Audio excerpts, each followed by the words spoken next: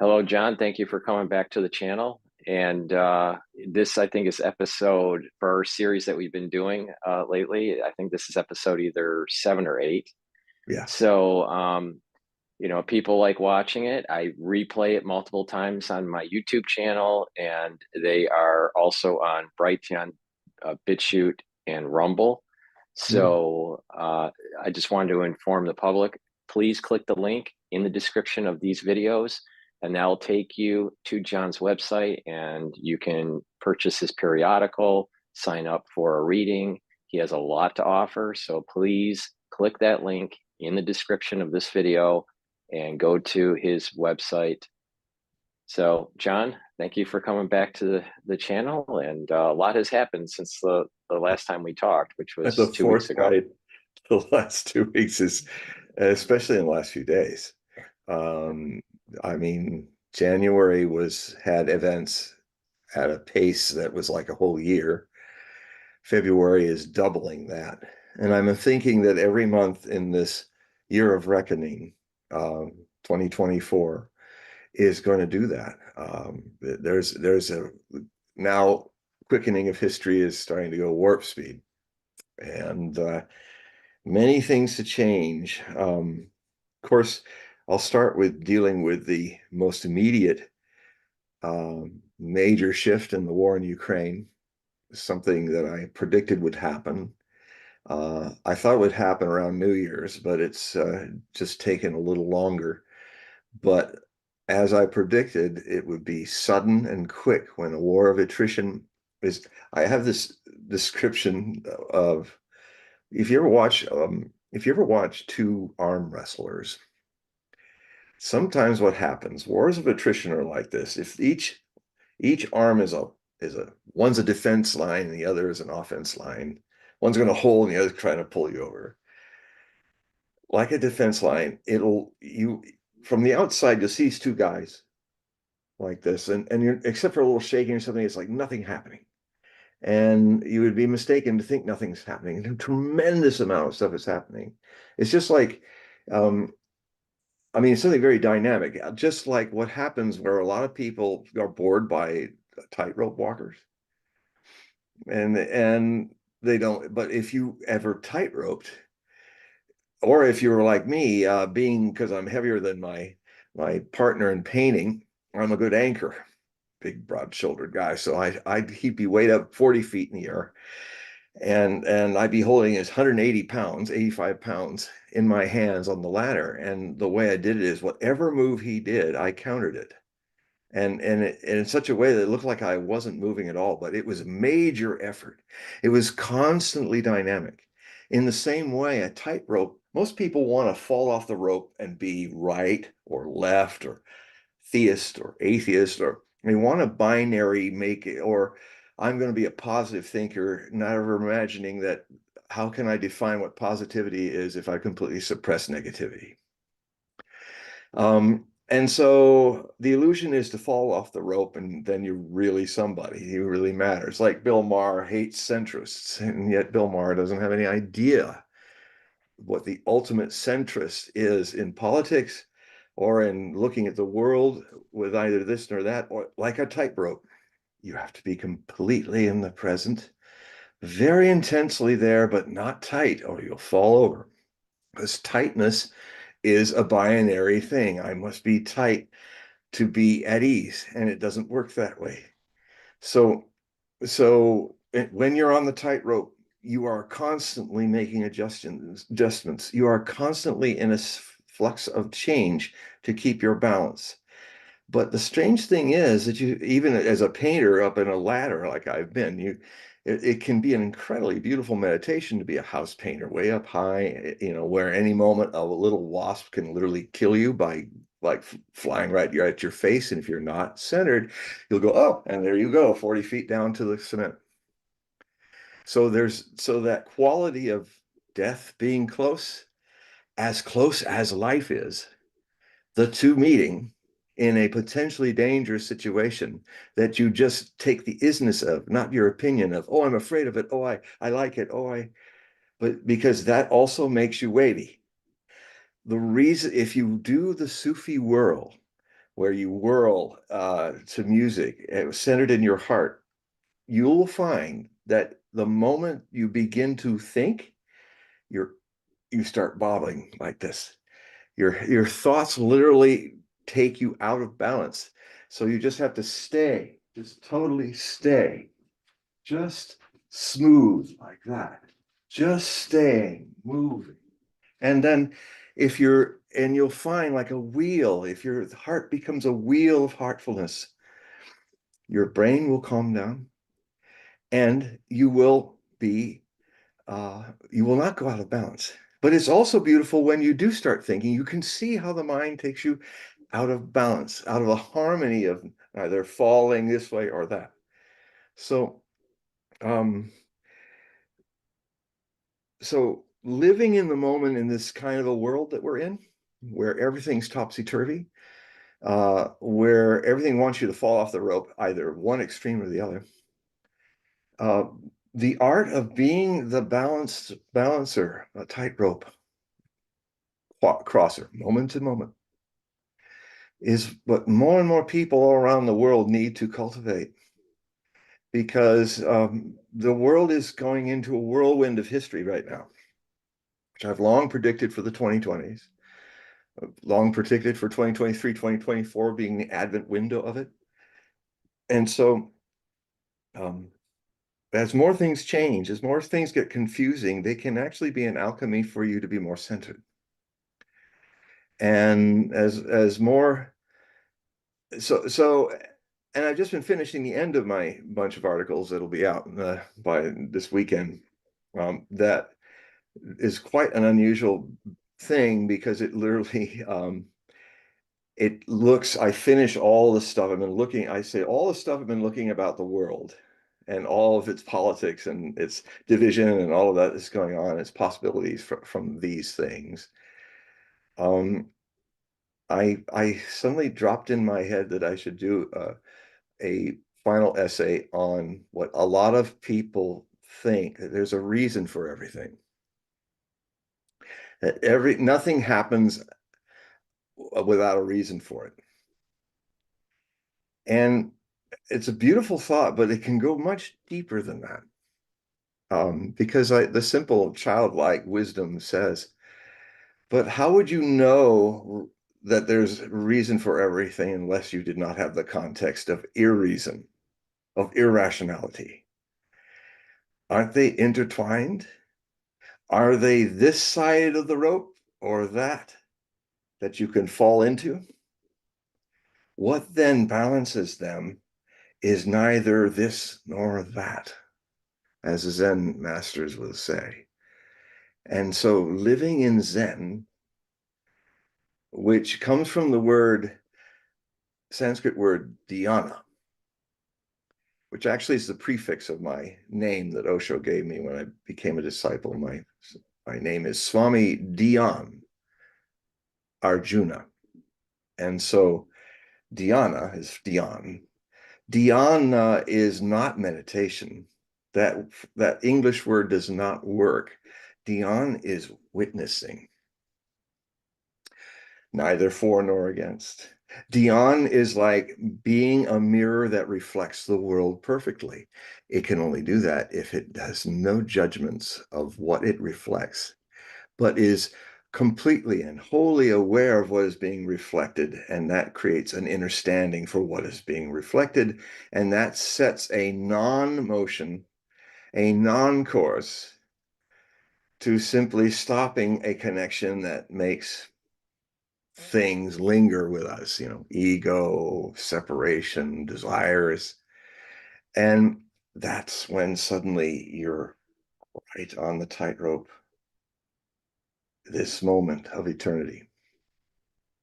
And that's when you begin to discover that the seeking of enlightenment, of God, of all these different names for it, there's a quality that we're taught, which we're not even aware of, and must become aware of it through being a tightroper, seeing the opposites, but not being of them, is that enlightenment may very well be so ordinary, so completely ordinary, That's why we miss it, because we've been deeply trained to be seeking extra the ordinary, not the ordinary. We're trying to find God. We're trying to find salvation. We're trying to find our Buddhahood. You can't find, and this is the hypothesis to take on this tightrope journey, you can't find something that you are. Now, don't believe that or disbelieve that, and then you're back in the trap of either or, this and that. That will push you this way off the rope or that way, and you'll have to climb back on the rope again and start all over again in the next eternal moment.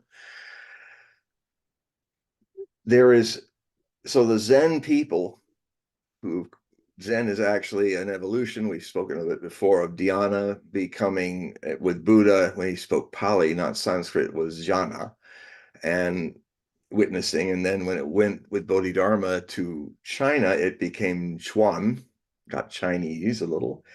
And then when it went to Japan, it became Zen. So Zen is beyond what Buddha taught. There's no such thing as Zen Buddhism. That is a misnomer. Uh, Zen is the evolution beyond Buddhism, and Buddha's teaching. And if he were alive, he would say so, because he very much predicted that that's what he hoped would happen. In the 25 centuries of the wheel of Dharma being spun again by a great master like himself, he foresaw the Maitreya, the friend, who would be a not there would be the end of the master disciple orthodoxy with this. There's always a subtle feeling with masters and disciples of the master superior to you. Now, my master, I believe, was that fulfillment of that, because he really was like our friend, just another ordinary human being. And whatever the mastery is a context for every other human being. If you meet somebody like Osho, a being like that, he always would say, "I am just an ordinary man," and we don't know, you're extraordinary. I mean, you've got a little light around you, and you're extraordinary. But that's ordinariness. Ordinariness is extraordinary because it is what you are. It's like the very source of you. So before we plunge in all the craziness in the world, I'm not, I didn't plan this. This is just all happening. This is how it is with me. So I never imagined I'd be talking about tightropes, but it is just here to is that we have to walk the line, like the country music song. Walk the line.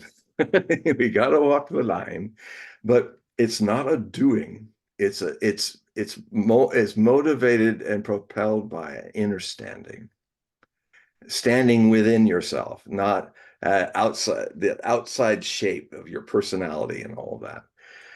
And and this formula, I contend, if enough people start to live this way, everything, all the horrors and oddnesses that I'm going to talk about in the next few hours, just keep the thread of this, that if you're the tightrope witnesses of it, you are actually not only finding your own oasis of awareness that you've never lost, you've just been trained to look away from it, to seek it. You can't seek what you are. And you come born the Buddha, the Christ consciousness. You can't seek it. You're the Emmanuel come. But you can be taught to look away from where it is. and that's what is the fundamental problem that is creating an energy in the world where the human race, and this has been going on for, especially since the late 80s, when we cleared 5 billion people. I think it created when the population went beyond that threshold, it created a crisis where I call it the mind plague, where if people live unconsciously throwing their thoughts and their dream nightmares and all that into the not the ecosphere, but in psychic, the psychosphere. That's a layer of a more subtle atmosphere that surrounds a living world. it creates the symptoms of this plague is all around us now that I mean, I just use something rather blunt to when people even thought that Ronald Reagan might be too old to be president. He up to the time in his second term he had a little problems, but he basically it was this famous thing where he's being hit for the person that he was debating for the second term election, and I can't think of his name at the moment. He tried twice to unseat Reagan, but Reagan said this, and I was never a fan of Reagan. His people destroyed my commune and got my master poisoned and all that. So, but I don't hold a grudge. Such is the case. But I can, because of that, I can admire the good times, things that Reagan did, like when he kind of said, "Well, my esteemed um, opponent here, I'd like to thank him very much for what he just said about aging, because I just want to say that um, I have no problem with this young and inexperienced man becoming president," or something like that. He turned it around. Everybody laughed. Even Walter Mondale laughed. It was wonderful, and so that was before we had 5 billion people. Now we're approached with a similar problem with the current president, who not only was severely demented before he became president, but I had been since 2018 on national shows and all, and saying, please, folks, don't don't pick this man. He's got dementia, and you do not want to create a situation in your country where you have an empty shell surrounded by wolves, because you're not voting for the wolves, you're voting for him. But if you vote for him, the people that will be chosen by the deep state to use him as an empty shell, a front, they're going to, they're going to be running the show, and they will not acknowledge and respect you. They will take your country in directions that show they have no compassion for you or connection to you, the people, which this democracy is about, and therefore it may threaten its utter destruction. Off the rope we go. So they will not acknowledge and respect you. They will take your country in directions that show they have no compassion for you or connection to you, the people, which this democracy is about, and therefore it may threaten its utter destruction. Off the rope we go.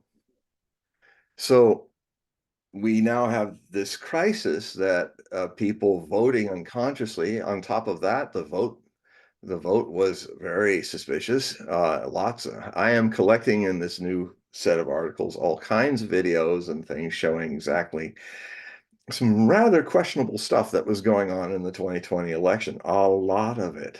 And because it didn't pass muster in the courts that it was prosecuted in, because they were part of one party that stood to profit the most from everything being a mess, these judges, which were picked by opposition parties of the Republicans, were, they had the power to go, okay, fine, we don't agree with you.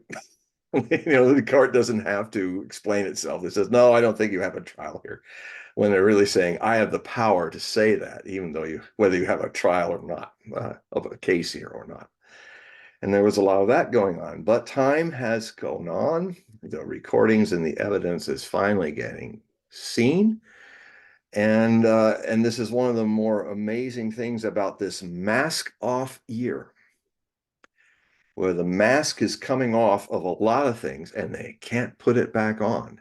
Now it's up to all of us to notice the change and then remember our part in this, because everybody's responsible for this mess. They're responsible, so are we. And it's okay to confront yourself and say, I screwed up. I am a citizen of this country. I don't know my constitutional rights.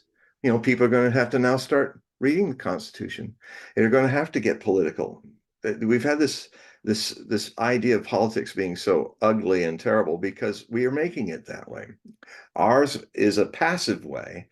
By not watching these people that we vote into office, we have created this problem because of our passivity.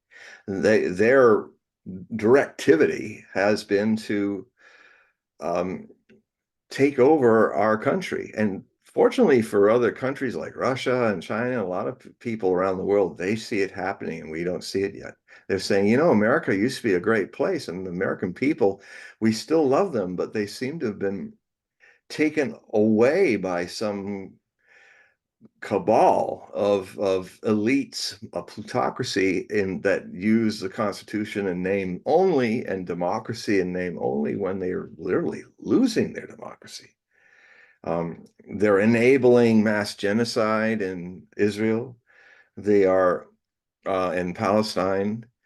And what a topsy-turvy world when the Yemeni Nasrallah people who were also suffering a genocide from American armed and directed and advised by advising the Saudi Arabian army, the UAE army, and I think a few others in alliance.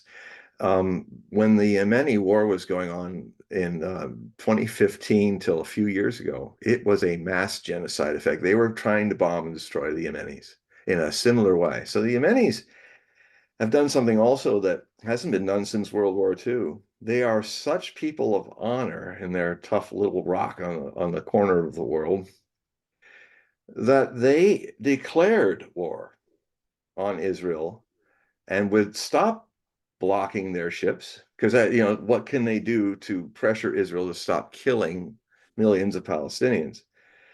Well, so they were realists. They said, we're not going to do something impossible. We've got this narrow strait through the Red Sea, and what we can do is seize ships that are owned by Israel and say, we'll keep doing this until you cause a truce and stop killing Palestinians because it's immoral what you're doing. Now, what does the West, and especially America, do responding to it? It has this operation, you know, this corporate sounding operation for war with Yemen. They start attacking Yemen for trying to stop the second Holocaust of Semites. This time it's Semite on Semite rather than Aryans, master race on Jews. But it's the way karma keeps echoing itself in reverse image. And so the Yemenis are moral. What they're doing is morally right. They made a stake a claim by officially declaring war, something this country hasn't done since World War II in 1941. I mean, the police action was a UN thing that we got involved with. That's when we started tricking ourselves. That's when we didn't make it legally consequential. You know, if you go to war without declaring it, it's immoral because you're now not taking the responsibility of the consequences. You're playing as you go, changing the goals of your war.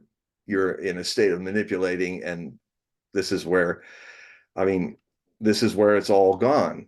And yet at the same time, without a war being declared, America is going after critics of its war, like many of us in the alternative media. But actually, they don't have a legal standing for that. You cannot be called a treasonous person if there is no war declared. You know, it has to be declared by Congress and not by a president's edict. And so so that is one of the fundamental issues to look at. And the other thing too is that so in this year, we'll talk a little bit about the craziness that's going on here. This craziness is a symptom of an evolutionary jump. This kind of mind plague that's reaching a peak is really like the buildup of energy before a great travail of birthing something. Now, The future is in the birth channel. Will it cause something to happen where the birth kills the new future? Like a baby, sometimes things go wrong, a breech birth or something like that, that puts the mother in jeopardy. Or, does the egg start to grow inside the fallopian tube and not get into the womb? So using these metaphors, we're kind of in that place right now where those dangers, which are necessarily attracted on the tightrope walker's view, because they give energy to the change. If enough people get engaged and see themselves as a part of everything that's going on. So the so here we have a whole new chapter of in the genocide that's going on with Israel. Before, the one thing that I'm going to write a lot about in these articles I have is to really make people aware of how the mechanics of this genocide is being protected. And I would say this, that there's long-held Zionist passion to eradicate the Palestinians or the Arabs out of Greater Israel. It's the thing long suppressed. This demon is out in the air now. And it's oddly enough triggered by what happened October 7th, which Netanyahu seized upon and then declared Samuel's genocide against the Amalekites from the first book of Samuel. And literally, if you read it, it's he means it. And a lot of people over time in Israel, the demographics war has been going on in Israel, a much more as like this demographic war that's going with our southern border being inundated by the Goths, masses of people, undocumented, is an attempt to create through demographics a one-party rule in the United States, the Democrats. That's what they think, although I wouldn't be surprised, since a lot of people from South America who's lived here a lot, uh, their demographic is tending slowly to go over to the Republicans. I remember one time in one year I went to the caucuses of both parties, because I was kind of interested in one person and I was kind of interested in another, like Ron Paul, and for the other side, and I was looking for Dennis Kucinich on that side. And I remember that in the Republican caucus, there was one Mexican American man who stood up and he said, we shouldn't be so sweepingly judgmental about a lot of people that are coming over the border that are Latino culture, because actually a lot of our values are theirs. And this is before Trump made that so. A lot of our values of home, family, church, things like that, that we wish to conserve are ours here. And it was funny. So half the people were silent, letting it in. The other were kind of being racist rednecks, going, nah, nah, nah, nah. So let the wetbacks go home. And so, but I was seeking him out. I couldn't find him in the crowd, but I mean, it was later, but it was very, it was, he was right. And so there is a nasty surprise for this demographics that are going on, is that if a lot of these people stay over time, they may vote not for the Democrats, of this kind of Democrat party. I mean, any party that would use demographics to commit war against another party is just not democratic. It's criminal, actually. It's treasonous, actually. Um, to steal ballots, to not make an election clean. Any American who challenges an election should not be suppressed. I mean, if anything, that's the greatest proof that this has really been a conspiracy to change the demographics. Because why then, if somebody, when it first started, if you just said anything about it, you were shut down on the internet, you were silenced. People who are honestly doing things are not the people who shut you down when you say, hey, I think that there was some fraud in that election. A person of truth will go, you know what? Well, let's recount. Let's let's recount all the states. Let's look at all the ballots. Because we all sides need a system that works. Unless you're trying to take over the system in an undemocratic way, then you're all for obscurity, banning, suppressing. So I look at that in my innocent self and I say, it's just like how many, nobody can answer me this question. Why did more people vote than are registered by the tens of millions? Nobody can answer that question because it was a crime. And the people who profited from it don't want to face that, whether they're conscious of it or not. And so, the only way the system works is if everybody that's part of this democracy wants to make sure that our functions of voting work. And if there's any doubt about voting, we should be happy to recount every election until it's clear that the system works. Now, I'll tell you something about the Russian democracy that we used to have, and since we've dropped it, we're in this mess we're in. The Russian democracy, it's all paper ballots. They all have to be identified and registered. There are cameras in every polling booth across the 11 time zones of Russia. It was a big news in Russia a few years back when they actually caught something hardly ever seen before. Some lady was stuffing ballots, but she did it on camera, and it was if she was immediately arrested, those ballots were checked, and that was corrected. We've had armies of people doing that in America, and it's not only is it not being, the evidence is not being respected, but it's almost like the system is going, don't move on, nothing to see here. If you keep this up, we're going to do something to put you in jail. I will tell you that Russia is far more ahead in the hard road of democracy as we are losing it. And you will not know that if you only watch your mainstream news propagating all kinds of illusions about what Russia is. And if you read me, you will find that I am a network of all my sources. They become your sources. I give you, through the links that I have to things, they will give you other links and other links. And you will then, I don't want you to believe what I'm saying. I want you to research it and test what I'm saying and see if you resonate with it. And the only way that can happen is if you just stop thinking binary, this is good, this is bad, man with long beard is evil, man with long beard is good. And just check it out. That's the American way.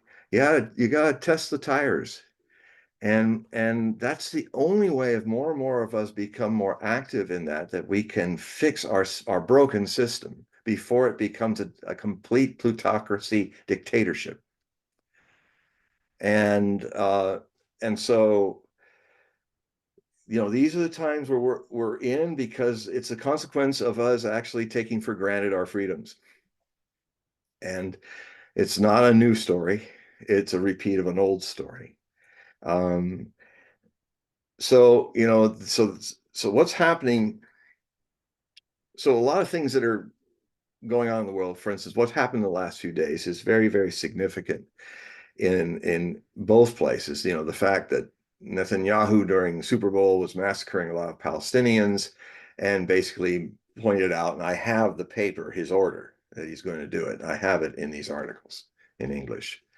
He's going to create this, he's got to remove the people from Rafah, which is on the border with Egypt. There's a buffer zone where the Egyptians now on their side of the buffer zone are building a huge 16-foot wall with razor wire in rows on this kind of black surface. I guess it's black because it'll be harder to climb up on it because it's so hot there and the sun radiation and stuff. So it's this huge wall and they're building it. I've watched pictures of them building it in space. And it's there to trap whoever Palestinians who are not killed in all the blowing of things up that's about to happen end up the 1.4 million of the 2.4 million Palestinians, all 1.4 are in Rafah. And the whole idea of this is to drive the Palestinians violently out of Gaza Strip into the desert between what's called ironically, the Philadelphia zone corridor. Philos, love. I can't remember in the moment what Delphia means. I mean, I think of Delphic, but but I don't know. Do you remember, Paul, No, what the no. Greek for Philadelphia is? Anyway, I will check that out and define it in my articles before I publish them. But it's about philos, love, philotas, philos. Um,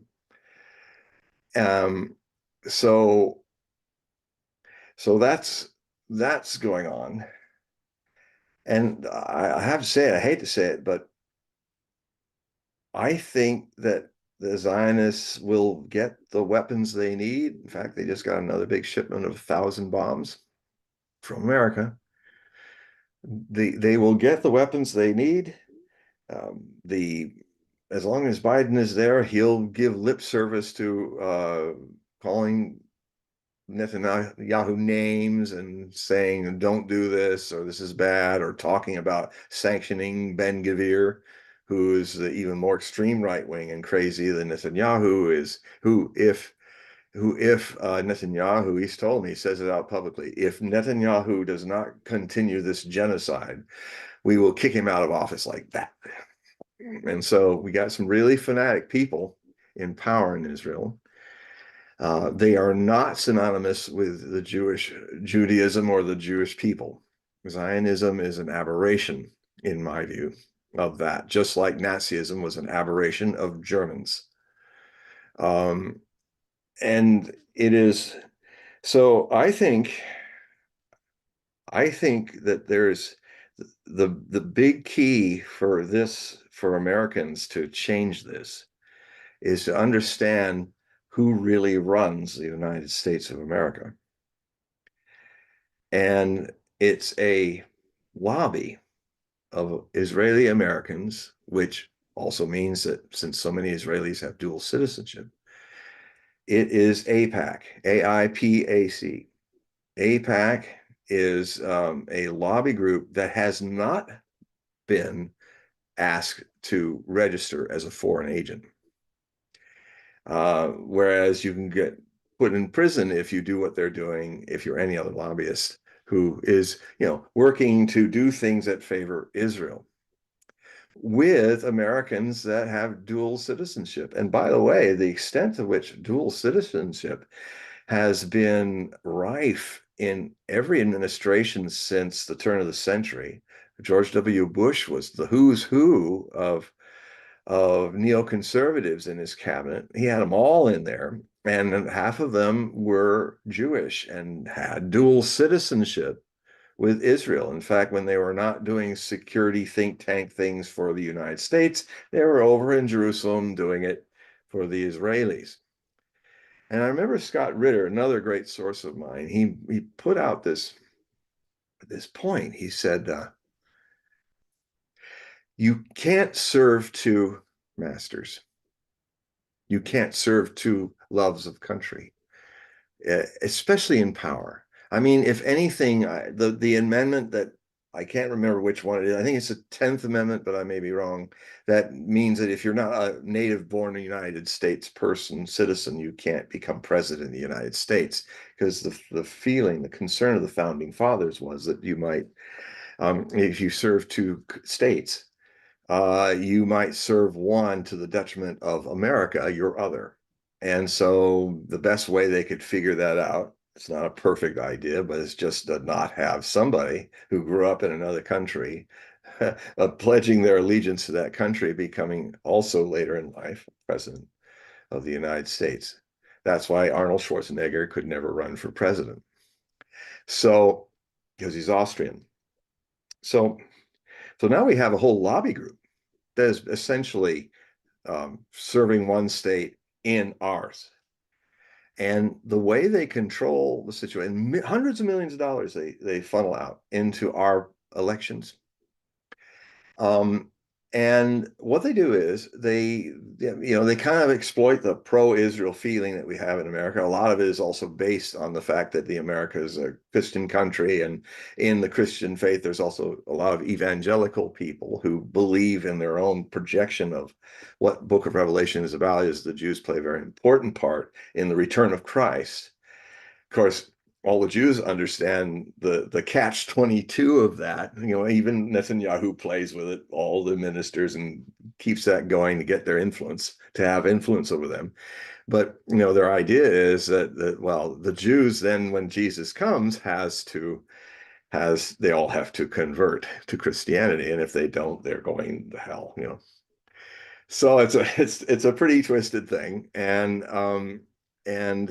of course a lot of Jews will say, well, okay, because they're great survivors. I know I'm half Jewish. You go, okay. Oh, well, we know the Emmanuel's coming later. So, we have to deal with these people now, and we'll just play with their situation because, I understand why Israel is a very small country and it's surrounded by a lot of enemies that basically it's pretty much responsible for making, although it's not taking responsibility for that, um, because it believes they're the chosen people, and if they rob a land and its people of its territories and wealth and take it as their own, it's okay because they're not goys. They're not sub-Jewish, not and it is just like subhuman in other fascist points of view that can happen not just in Germany, it can happen anywhere. It can happen here. Um, and they happen in Israel very badly right now. So the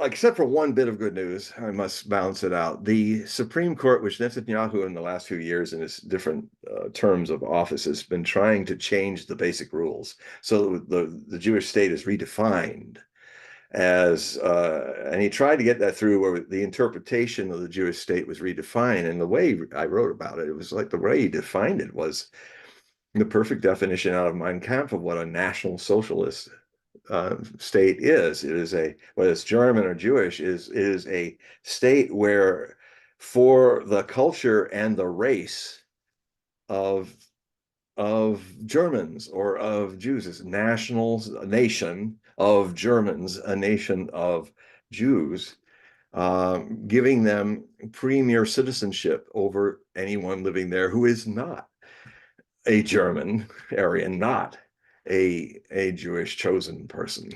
And so it always leads to disaster, and it may very well, like anyone who embraces this kind of ideology in history, it tends to quickly, utterly destroy their country and their culture.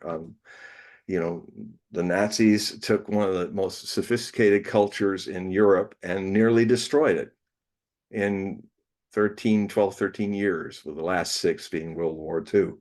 Turned it into a lunar landscape. Nazism has not gained power in the world since then until in Ukraine in 2014. The Banderite Nazi movement, which is overtaken with U.S. help, and ironically, Victoria Nuland, Kagan, a lot of the dual citizen neocons who are also Jewish. So the whole kind of idea of it's a strange thing that we get attracted to the things that nearly destroy us. Like a lot of Zionists are openly talking about what Hitler did right, and they're using that against the Palestinians. I mean, we looked at the quotes of that before. So the good news is a whole lot of Jewish people all over the world are demonstrating against it.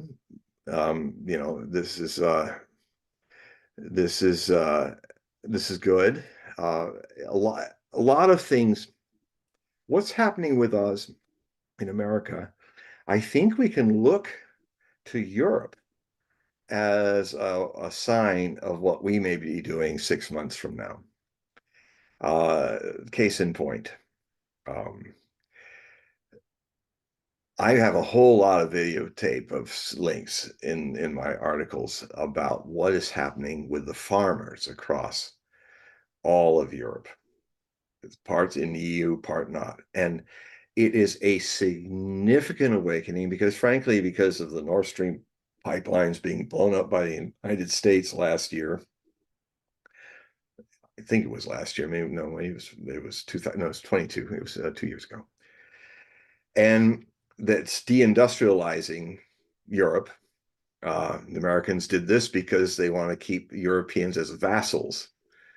And they're also looking at seeing some of that deindustrialization moving to America to make its home here. Although a lot of it's going to China, it's going against their plan because they're getting better deals in China. But in the sum total of it, Germany is deindustrializing them. It's dropped from being the fifth largest economy in the world. Russia now is the fifth largest economy. Germany has dropped maybe below 6 or 7. It's not clear where it is.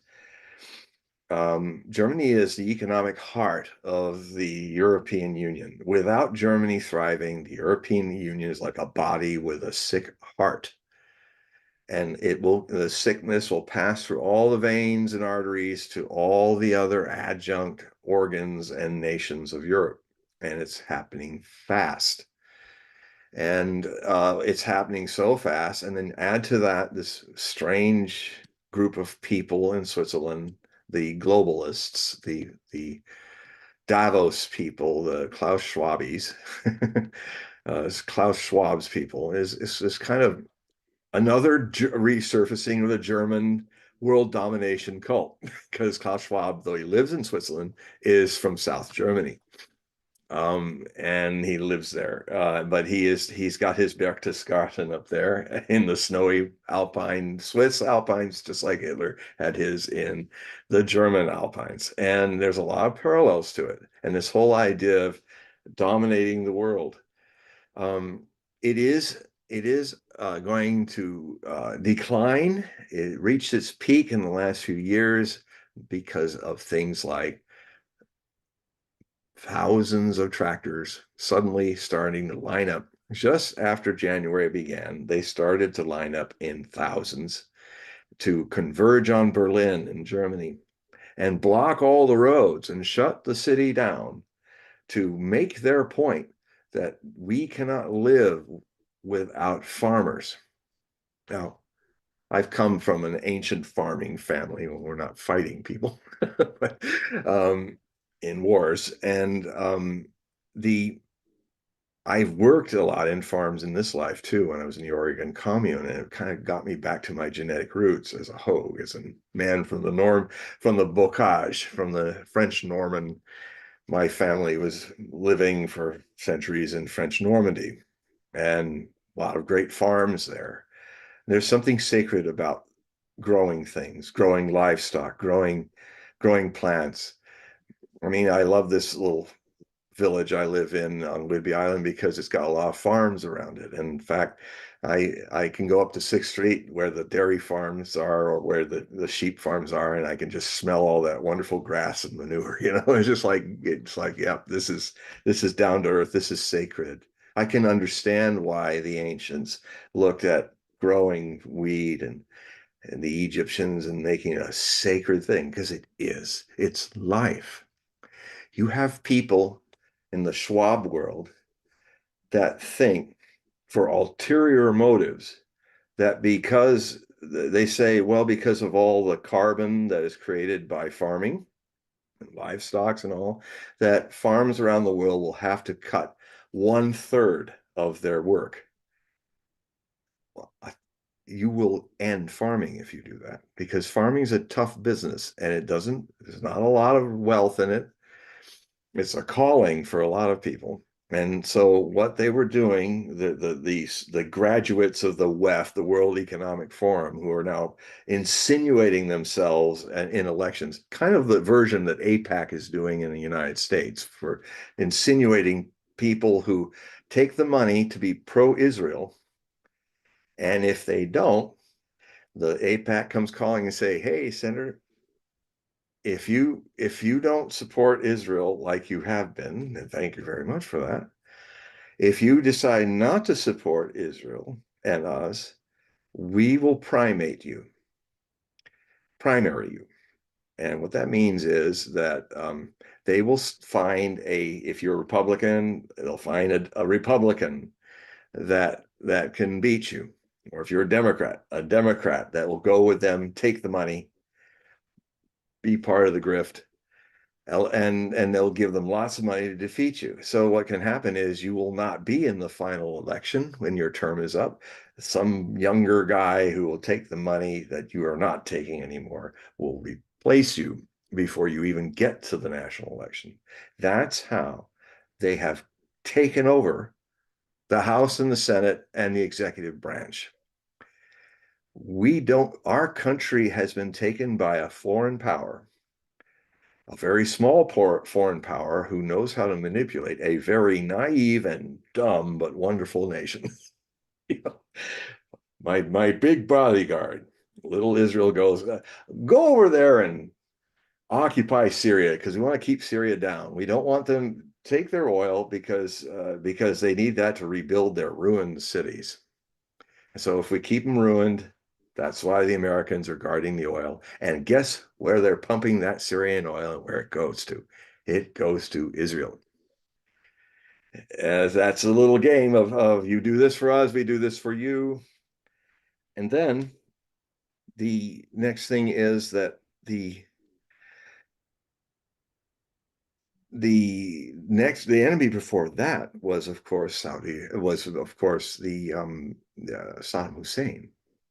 Saddam Hussein had the audacity of kind of being a power in the Arab world, which means it threatened Israel. Now they even started building nuclear weapons. They were very close to creating nuclear weapons before the Operation Desert Storm and the Persian Gulf War in 1991 happened in early 1991.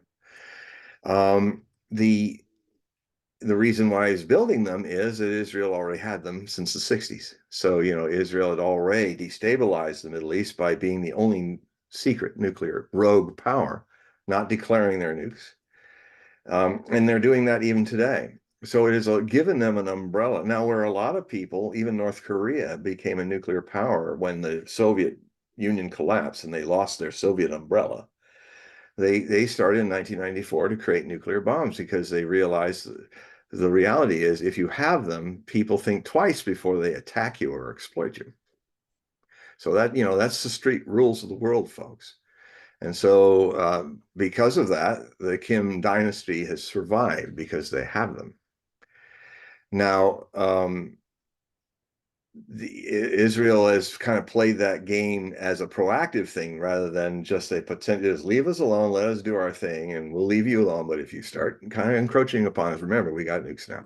But what Israel has done has actually made their nuclear, the Voldemort name that shall be never mentioned in public, that they are a rogue nuclear power with maybe 200 nukes of all kinds, suitcases up to thermonuclear.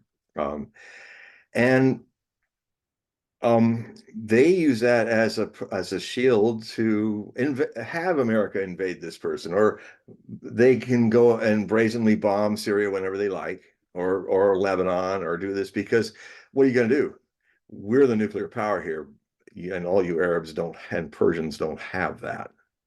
So that's what scared them so much about Iran, because Iran at one point was looking at the possibility, not to actually make one, but to be able to, just like Japan has done, just like Korea has done, just like all the legal nuclear powers that have private civilian nuclear power. They all, if they wanted to, could create bombs, but they don't have to. The fact that Iran actually dropped it in 2004, which is true, they dropped trying to make it, but they still are now in a condition now where they are producing a lot of uranium, and it can be used for the new nuclear reactors that they're going to build, and they're building several. But it also could be in realpolitik, a way of saying, let's just not say what we're going to do. Let's keep it kind of our lips sealed. I mean, if the Ayatollah, Supreme Ayatollah Khamenei is consistently saying, and I think he means it, he's declared that nuclear bombs are un-Islamic, that they're anti-life, and he is not interested in making them. But in politics, you know, someday he may leave this mortal coil. He's very old, and who knows who will replace him. Might find a way to say yes, maybe out of necessity because of Israel's threat. If Iran has nukes, Israel cannot use nukes on Iran. It neutralizes the danger in a regional, mutually assured destruction that we had in the first Cold War that I grew up in. We're in the second Cold War now, since Nazis took over Ukraine in 2014 and set in motion this whole thing that's led to the NATO proxy war with Russia, which they're losing, which is a little dangerous because America has gotten so inured to not losing, even though it's lost almost every war. But if NATO loses in this, which it will, I predict, it is losing. The Ukrainian army is on the verge of breaking. There's already talks of mutiny. The Azov battalion that got ordered in by the new commander of the Ukrainian forces, Syrsky. Syrsky's been chosen as the commander because he follows exactly what President Zelensky wants, which is, you know, Zelensky's no political scientist or experience in leadership. He's an actor who can play a piano without his hands. Quite funny, and actually how he does it. But he is, you know, he played in a movie, in a series in Ukraine, which was highly successful and actually pretty well made. I've seen some of it. It's Servant of the People in Ukrainian, and it was where some guy became the president of Ukraine. And it had all the jokes about what goes on in Ukraine and all. It was a huge success. And Kolomoisky, one of a Jewish and very influential oligarch, which of the team of oligarchs that run Ukraine, they're the real power. He decided, I don't think it was very wise of him, but he decided to make the actor playing the president actually become the president. And, you know, that's kind of a converse way of bringing somebody in who has no mind into the American power, and then bringing somebody who has no experience, who then is more malleable to do. Or what they can be is that Zelensky actually sometimes thinks he really is the president, and his policy of not one foot back, we don't lose any Ukrainian territory, is exactly the same insane policy that Adolf Hitler used. That's why it's the Nazis there. Adolf Hitler used that when he was losing the war after Stalingrad. Because he used it once when they were first checked before Moscow, when the Russians were almost defeated in the first year. And he said, not one step back, and it actually worked because the Russians, the Soviets exhausted themselves, throwing themselves at the Germans, who did stand their ground. They lost 200 miles of territory. They were almost in Moscow when they were pushed back by 100 Siberian divisions, but Stalin just tried to win the war and exhausted all those divisions. Made that war, that battle of Moscow, in the history of the world, was the largest battle ever waged in any war. It had 2.5 million combatants. It was stretched on a front of 600 miles. Because the losses were so high on the Russian side, it's become kind of what I call the greatest battle never told, like the greatest story never told or ever told. It's never told because, but you know, everybody talks about Stalingrad and Kursk and all these, but really the tide turned in before Moscow. Even Hitler knew that. He's walking around the snow outside of his Wolfschanze base on the Eastern Front, muttering, he said, "I fear we've lost this war." Because the damage, the German 3.5 million army lost 1,200,000 casualties, and half of that was in that battle. And it made forever the Germans unable to resume on all their three fronts. Army Group North, Center, and South could not keep the whole vast 1,000-mile front going because they lost too many men. So that's why in 42 he only used Army Group South to go to the oil fields and Stalingrad, because he didn't have enough men. They had to hold their line because he lost so many men. So, strategically, the war was over for him. It was just a matter of how long he could keep this going. But by not winning that ultimate gamble and going all the way to the Urals, Hitler lost the war. But people wouldn't really recognize that for a couple more years. Just like Japan lost the war when the Battle of Midway destroyed the four fleet key carriers and killed off most of their best pilots, which they couldn't replace. Then suddenly Japan had lost its air superiority edge, and it could continue to take more islands. But by 1943, a dozen Essex-class carriers were being built in the United States with trained pilots, and the Japanese industry was not able to do the same. So it was done. It was all for the time and the suffering and the shouting. Ukraine lost this war before they even started it. NATO lost this war before they even started it. That's the thing I was saying long ago. I said, it's Sun Tzu time, everybody, the ancient Chinese philosopher who said, if you move, a really good commander knows his enemy enough and can maneuver his enemy into a situation where he's lost the final battle before it even begins. Napoleon used to do that a lot too, with his new concept of armies, of an army not being this one big, huge mass that's eating everything in sight as it's marching through a country, but to break it up in mini armies called corps.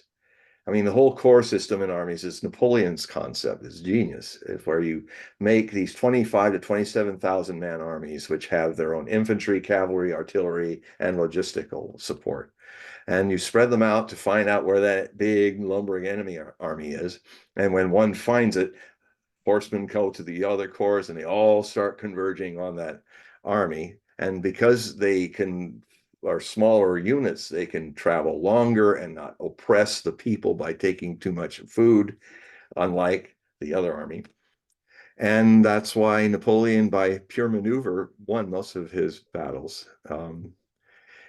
Ironically, he never he never he actually was always on the defense, even though, because his armies were faster and all, he would catch the offensive armies going after France. The crown heads of Europe were trying to take this upstart out. So all 8 coalitions, I think 8 or 9, but all 8 of the ones when he was emperor, not Waterloo, he was defending himself and winning by a mobile defense.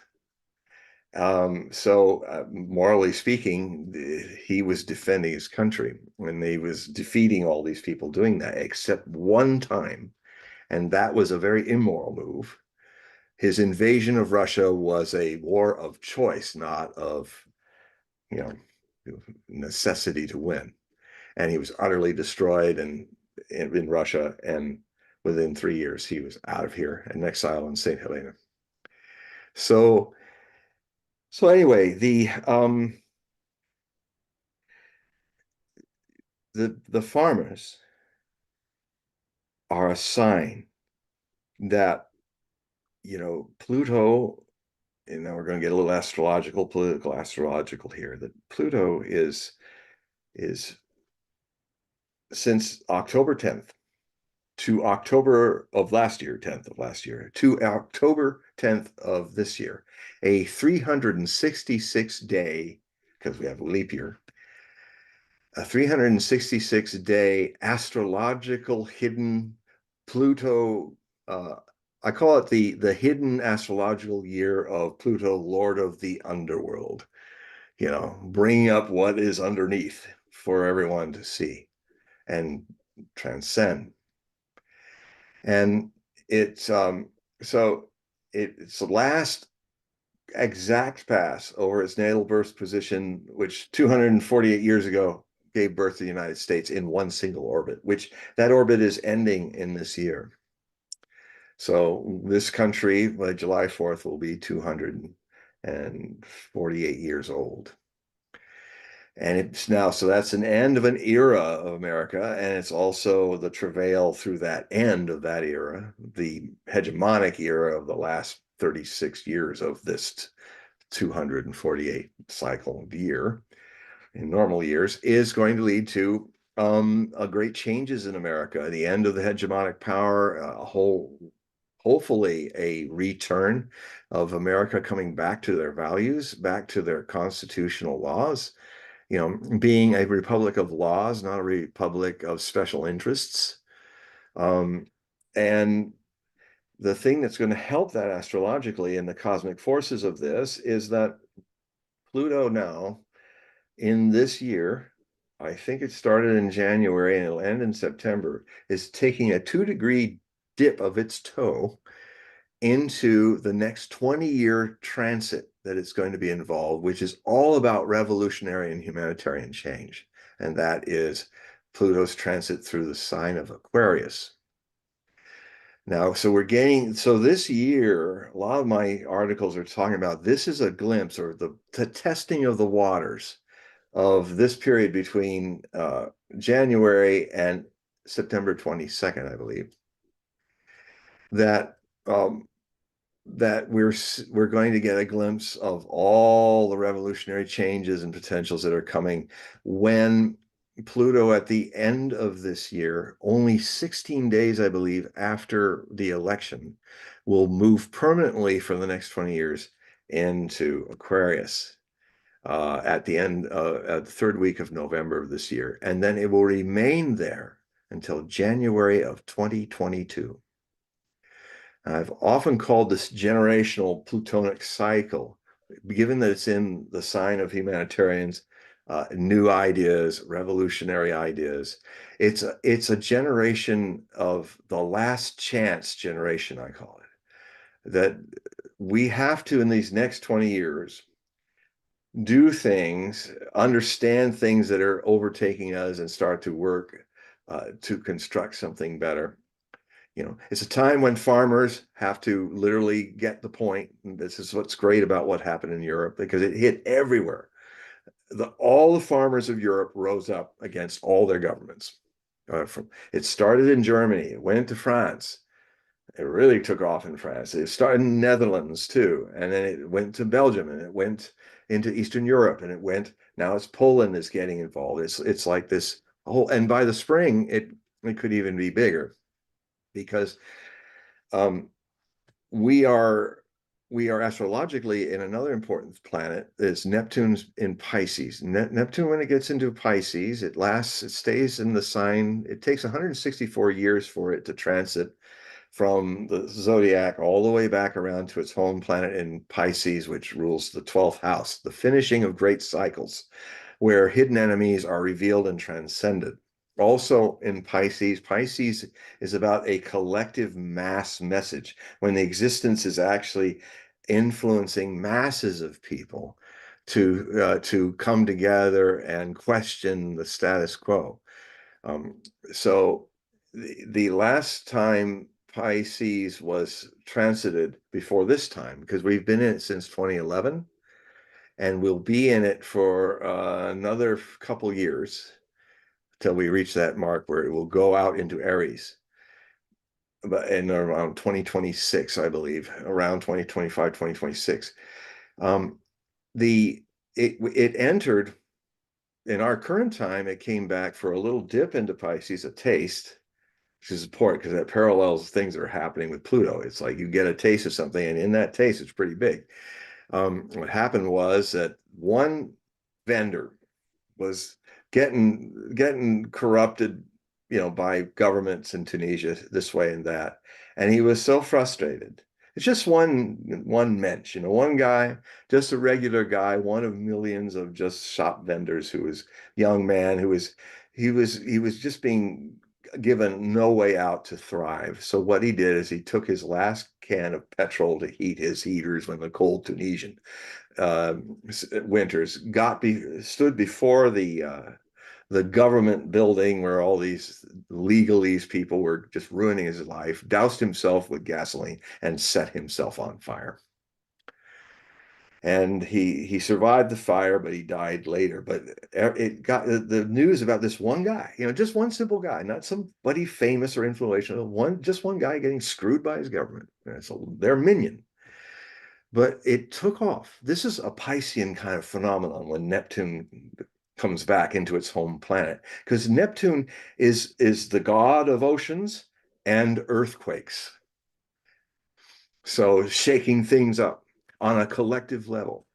So that one Tunisian vendor, the whole Arab world started talking about it. It went like wildfire. This is kind of that oceanic spread of a storm, of people with a collective feeling, all sharing the same collective thing that, you know what, our leaders in the Middle East are still kings and they're still post-colonial dictators, and like the Mubarak in Egypt, where it really erupted. After it went to Tunisia, it went into Egypt, it went up the west into Morocco and Algeria and all those areas. And then it went big in Syria, but unfortunately it triggered a whole lot of very nasty stuff that Syria is still trying to recover from. So, this is what can happen. The revolution was abducted by ISIS and Islamic extremists. And then the president of Assad overreacted. I saw the videos. He thought he'd play a card out of his father's card of doing things, Hafez al-Assad, by going hard on one city that had gone radical when he was alive, just raised the city. Dumb move. He's not made mistakes like that since, but that was a big mistake, and he's still paying for it all these years. But actually, I think he's a pretty good leader. Leaders are human; they make mistakes, and when leaders make mistakes, people die. And um, so anyway, but I consider him a better leader than all in all than that. It's not Saddam Hussein. He's not uh, those people. Even Saddam Hussein doesn't get a fair shake because Saddam Hussein. Um, we always judge him by our own values, which we don't follow ourselves. Just give him lip service, but you got to try to understand how to deal with a country like Iraq, which is really three countries. Now, the Turks understood how to deal with it during their empire. They were never one country. They were Kurdistan, the Shia northwestern part with Baghdad and Mosul, and the majority Iraqis who are Shiites. And they made sure they had all their separate little districts, and there was no problems until after the war, Iraq with Sykes-Picot redesigning the map of Middle East after the collapse of the Ottoman Empire. That's when troubles started, creating Saudi Arabia, creating Kuwait. Kuwait was actually a part of Iraq, and the reason why the white guys, the French and the British and later the Americans were doing that is they were trying to set up the areas of the Arab world so the smallest populations would have the most oil. It was easier then to control them in a kind of shadow colonial way.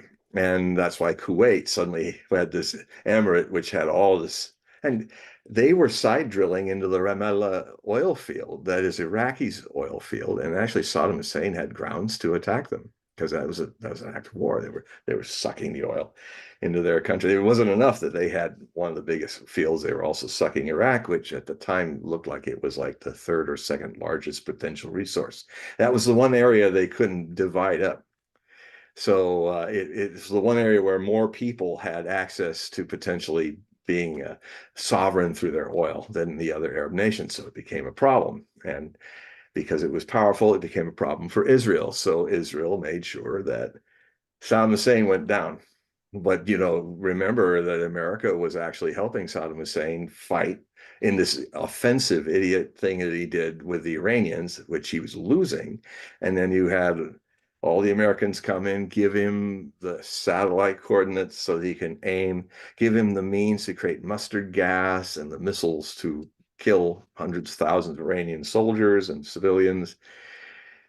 So, and he used to be also employed by the CIA before he became president of Iraq. So, I mean, this good or evil is very subjective with these power types because you're good as long as you do our work for us.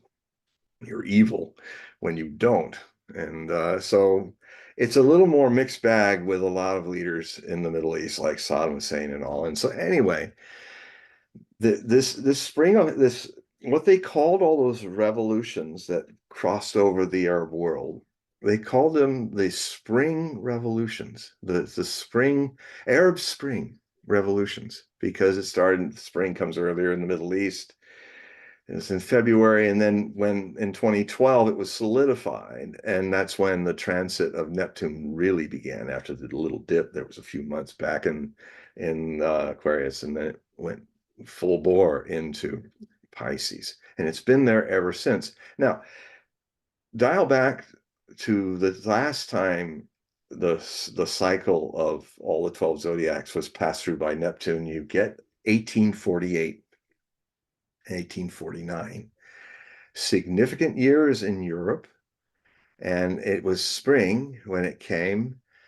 There was popular rebellions of Europeans, like the farmers are starting to do. People went to the streets, started in France, it ended up in the German states and Prussia and in Austro-Hungarian Empire. Actually, it became Hungarian because of the revolutions that happened in 1848 and 1849. Saxony, all the German states also had people. If you love the movie, well, if you love Les Miserables, that was the 1830 revolution, but it's very similar. People, the workers, people were getting wealthier, but the powers, they were still held by elite, aristocratic controlling governments. I mean, don't be surprised that Europe is not very democratic right now, that the EU is really a technocratic dictatorship that used the votes for enough to establish it, but then does not give a one whit about what the people want. Europe is not a place that has been conducive to democracy. It's been anti-democratic in the name of democracy. I mean, America was free of all that and was able to really try to create democracy, but there's still that force in Europe that would rather sit on people being too free, these peasants. And that means that Europe is going to have revolutionary things happen to it, especially tasting it in this time where it's in Aquarius now, Pluto, the great age era shifter and changer of astrology, the stage and the climate in which the stage is performing all of our shows. Is in now going into humanitarian questioning, revolution, the divine right of individuals, sovereignty, and the suspicion of elitist power groups that would turn our religious passions against us. And so the farmers, now, what happened in 1848 was called the European Spring Revolutions. And then 164 years after a 15-year hiatus, it comes back to 2011, and it's the Arab Spring Revolutions. I see that with the years that are left in the final intense degrees of this transit of Neptune through Pisces, is that we're setting up for a European spring set of rebellions and revolutions again, maybe in 2024, and no later than 2025 in this country. So it is the farmers have begun it. They had to begin it early because they can't do it in spring. They got to go back to their farms and start planting. So that's why they hit in the dead of winter. And it seems like they've gotten some ground with German governments, other governments who are promising to cut back on that WEF, that World Economic Foreign politicians' manipulation to put taxes on the farmers to put them out of business by 1/3. They say, oh, you can't use a natural gas to create fertilizer because it's a greenhouse gas. And so they're literally saying to you all, it'll happen here too, it's happening there. We're going to cut your food intake by 1/3. What could happen with that? Well, famine, bread riots. These idiots don't understand that they're literally building their own guillotines to be sliced. These idiots in Davos and Bill Gates and all these buffoons of great power, these these stupid aristocrats of our time. Oh, let them eat cake. Oh, isn't that cute? Oh, yes, so cute. The peasants live on wash masses. Oh, or and then they're knocking on the door like I did last time, and they're there, and that's aristocracies are bullies. They have a quality about. Maybe they're more stylish about it and frou-frued up and have more culture and give to the arts and all that. But they behave in the psychology of a bully. They have judged, and partly rightfully, because we are responsible for being servient little fools, just by our lack of interest in our political futures. Because if you don't defend it that way, then you're having to fight for it and die for it.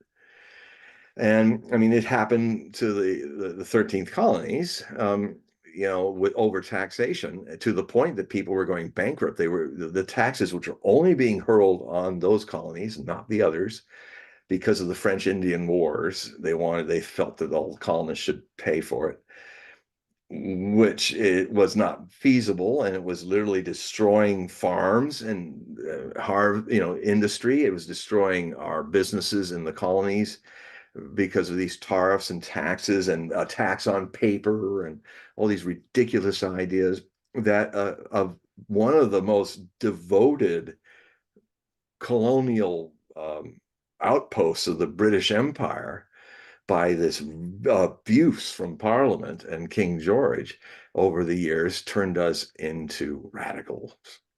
They did it because they gave these people no life. If they didn't find a way to change this, their lives, their livelihoods, their ability to make a living would be destroyed. And when you go that far, like when you say you're going to basically take down 1/3 of the farming revenue and deny people their ability to make fertilizers, you've just said to the farmers, we're going to destroy you. And that's why they're in the cities. That's why they're shooting shit on on all the government buildings. I have a lot of videos of that. It's very funny. I even have this somebody created out on X an amazing shot of all these guys doing that to the big round Tower of Babel of glass and steel. That's where all these European Union high uppy ups live. They're Versailles. And so this is going to grow because it's not just farmers that are on the line economically. I mean, all these people never learn, these bullies. They just think that they can keep kicking you down and kicking you down, and you're just gonna take it. I mean, but it always happens. And they're completely surprised, these elites, when it happens to them. Nobody in the 400 years of the Romanov dynasty could have imagined that these dumb Russian laborers and peasants and all would rise up and take them down. But they had the precedents, the French Revolution, other revolutions in Europe, but they don't learn. It's like when they keep invading Russia, like NATO is using some fool, the Ukrainian government, to destroy their country. By the way, there's a lot of revolution people. They're not going to do the 500,000 call up. They first off don't have the money because Congress will not pay for this thing anymore, as I predicted in September they would do, and because they're already saying enough of this mess. And so the rum when some of these teams of people, Shanghaiing people, they've been going around villages and taking all the men out of the village. So how's a village going to function? Sending them to the meat grinder, as they all call it. But I've seen footage where some of these villages all ganged up on these people and kicked the crap out of them and kicked them out of their town. So that's how it starts. So these people, the bully never sees it coming until somebody knocks them on their bum. And then they are so surprised. It's like they never imagined their world dominance could be so easily knocked on its bum. And that's coming. It's coming. It's the farmers started it. It's going to start with all the machinists, and it's going to start with all the factory workers in Europe who are seeing their factories shut down and move to China or America.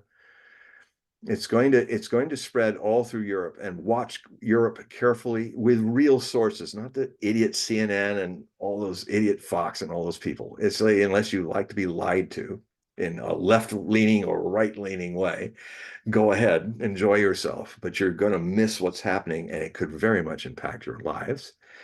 And so, come to my get on my Hogue Prophecy report, and you will see my sources. You'll be able to check everything I'm saying, and then see their sources and more sources. And then you're going to get into the alternative media, which is where the real media, the fourth estate, has moved.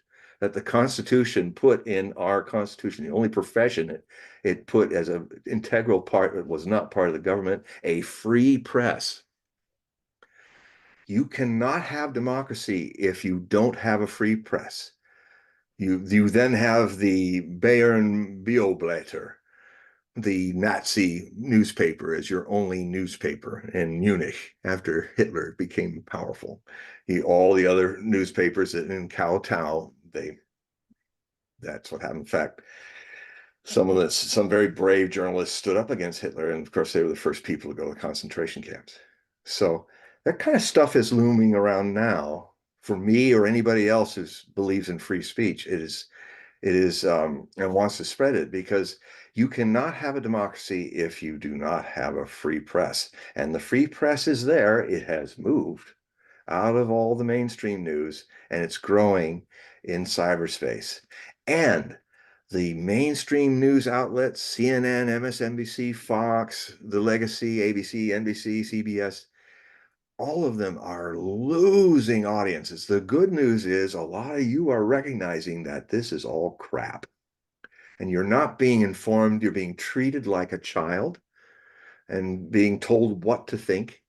And whether it's right leaning or left, it's all the same bunk. And people are moving to the alternative media. They're either doing that or they're just shutting down, which is worse. Don't shut down, even though it can be scary. Don't shut down, because if you do that, then your passivity is aiding this evil, or taking the freedoms of the world. So anyway, it's times of revolution. They will get more, because as we're getting a taste of it now, and then by the beginning of next year, Pluto now continues full on into its revolutionary Aquarian age ideas, as the final 2 years of the Piscean mass message to masses of individuals is taking light. Like one guy burning himself, and suddenly everybody knows about him, and it tried to change the Arab world. It's so it'll often be little things like that, some little guy, and then it spreads all over the place. So watch out for that, because that's kind of way these things happen. The O is revolution is born out of the bitter womb of economic collapse. And that is also coming. It's coming to Europe, willfully taken down by the American administration that is currently here. They decided to blow those pipelines. But as Vladimir Putin said in another Aquarian Age moment, Tucker Carlson, leaving mainstream news, is in an evolution of his consciousness in this journey that he's in, and he's sharing it with all of us. that was a great seed planted him on the 9th of February, giving millions of Americans a first look at how Vladimir Putin really is, not the ogre house elf creature of evil that cartoon that Putin has been given. You saw he was a real guy. He was very frank about the things that were happening. He actually said that, and he meant this with great respect after the thing. He said, Tucker Carlson, he's a dangerous journalist. I had this whole attitude that he was going to come at me strong and hard like I usually get from Americans and other, because he hadn't done interviews with him for a long time, but he's pulled to Tucker. But it ended up, he said he threw me off. Now, this is how honest Putin is. He's saying it to right out. He's saying, I was really thrown off. I was not expecting him to come through that way. And it kind of threw me off. I don't know if I even liked the interview, but it was very honest. I mean, would you ever see Biden say that, or Trump? Mhm. Wow, I caught me by surprise. I was a bit vulnerable. There's a man who's safe in his skin, and that's the kind of man you want having power, not men who can't voice their mistakes. I mean, he was cornered. I think we talked about it in another episode of this that and it's on video. He that same Russian that he likes to interview him, and it is always he likes interviews where it's all out there in the open, and critical, and he's not afraid of, like this guy said, don't this war. What was your fault in creating this war, President Putin? I mean, what do you think was your big mistake that is a part of why we're at war with Ukraine and NATO by proxy? And his body language, just watch the body language. He was not like, you know, well, I have nothing wrong. The whole fortress of solitude comes up. And he's like, well, I guess all stiff, but no, he did this. He kind of, when he heard the guy say it, he kind of rolled his eyes like, "Hmm." He did that. It was like, what? Yeah. Well, and he immediately said, I'm naive. I've been naive. I love the West, and it's blinded me. And it took me a long time, and I should have done this special operation years ago. That's my fault. I'm too naive, but I'm learning. Where do you hear leaders say that? Especially leaders with such influence in the world. And he's okay. He's like a guy, just speaking frankly and openly.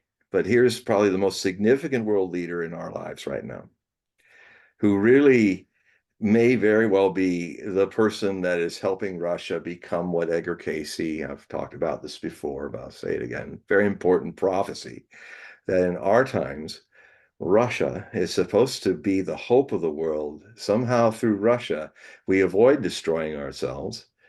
We make it through this difficult time. And I would say that Tucker Carlson's 2 hours with him was a significant historical seed event. In the prophecy field, I'm usually writing about things that only years from now the mainstream will go, it all started with Tucker talking to Putin and getting a lot of people in the West, hundreds of millions now, to see the guy as he really is, to see that he doesn't.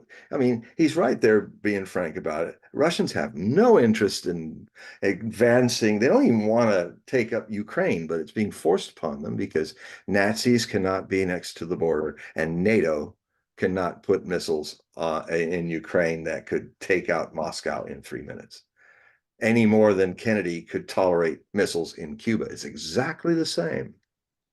Worse, actually, because the Soviet Union never intended to push war on us. They thought that would calm us down. They'd misread us because they didn't understand. Americans have never had big empires around their borders. We had Canada and Mexico, and we were the big mamu. But I mean, it was in Khrushchev's basically just made the mistake, but he immediately understood his mistake and started to backtrack the whole thing, just as Kennedy was trying to stop us from going to war by having to handle his Joint Chiefs of warmongers. And so yeah, that was that was mistakes, but great men make mistakes, but the great leaders of our world learn from them and become better through their mistakes.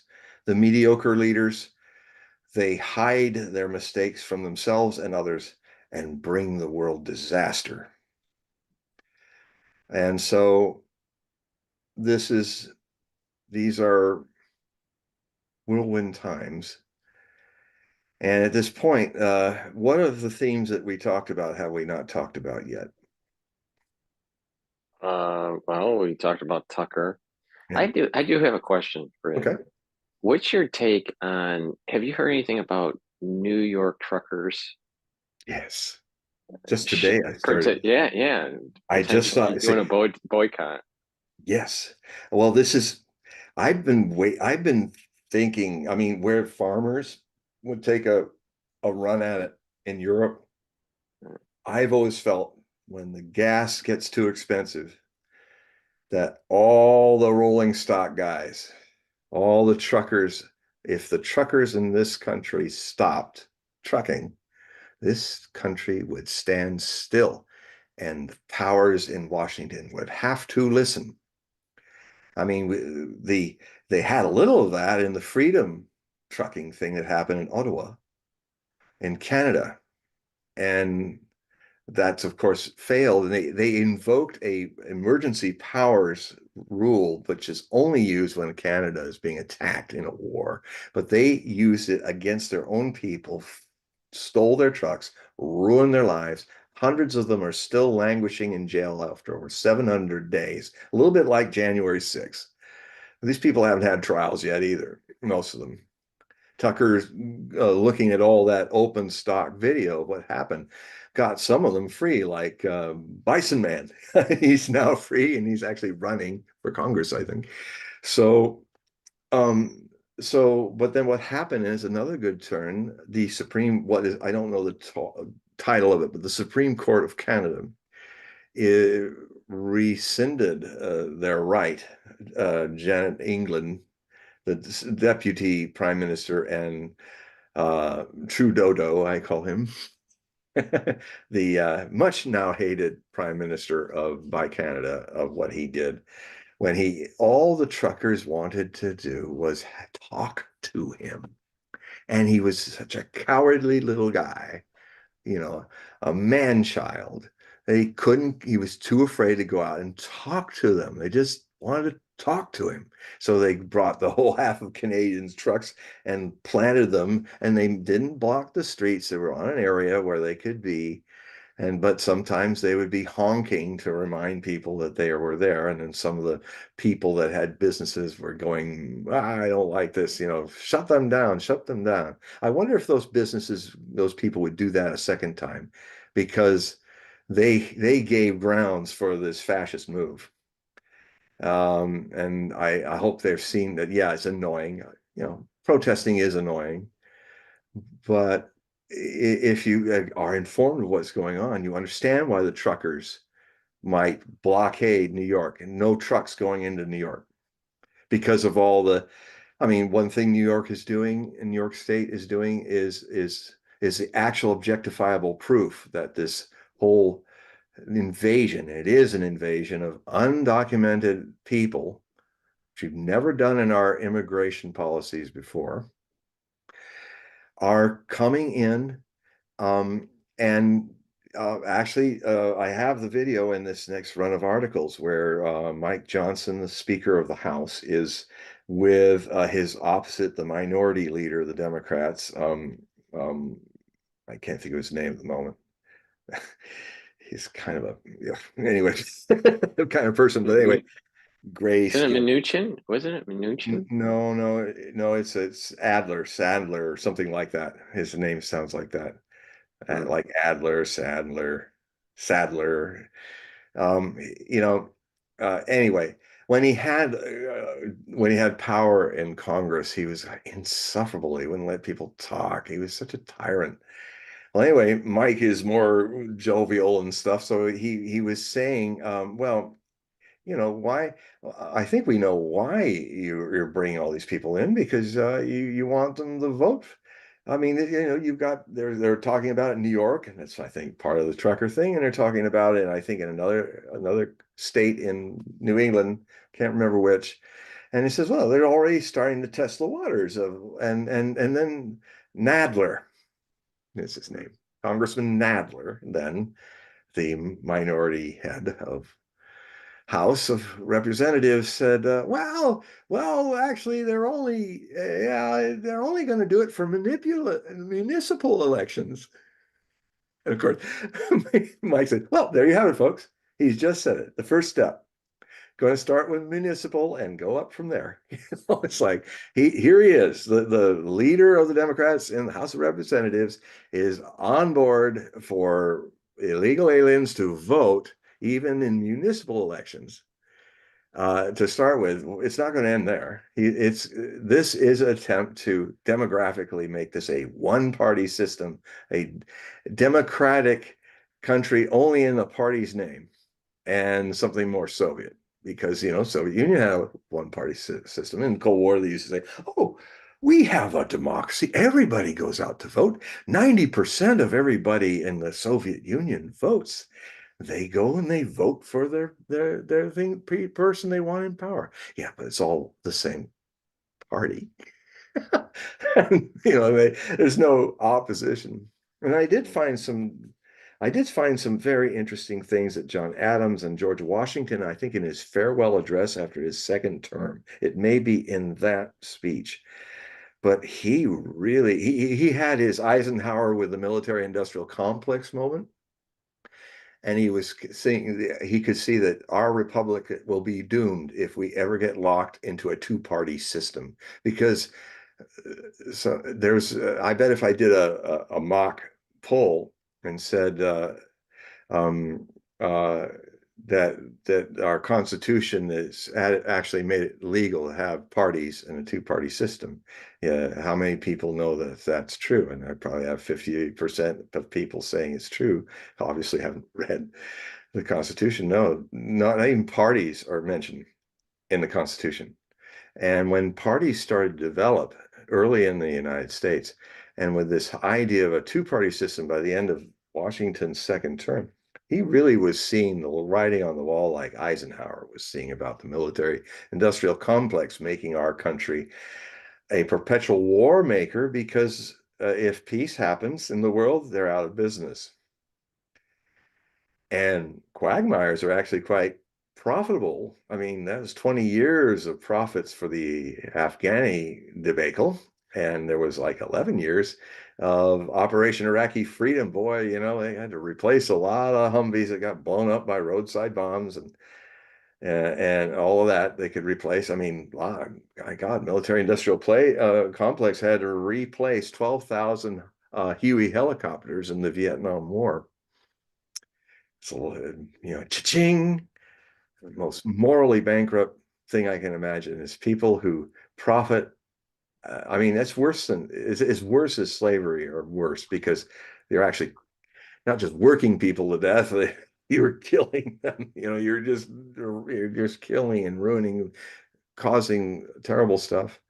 Um, and we're stuck in that darkness. We have a warmongering addiction that is, and the world's turning against us. You won't hear about it in your mainstream news. The world still loves Americans. Putin loves Americans.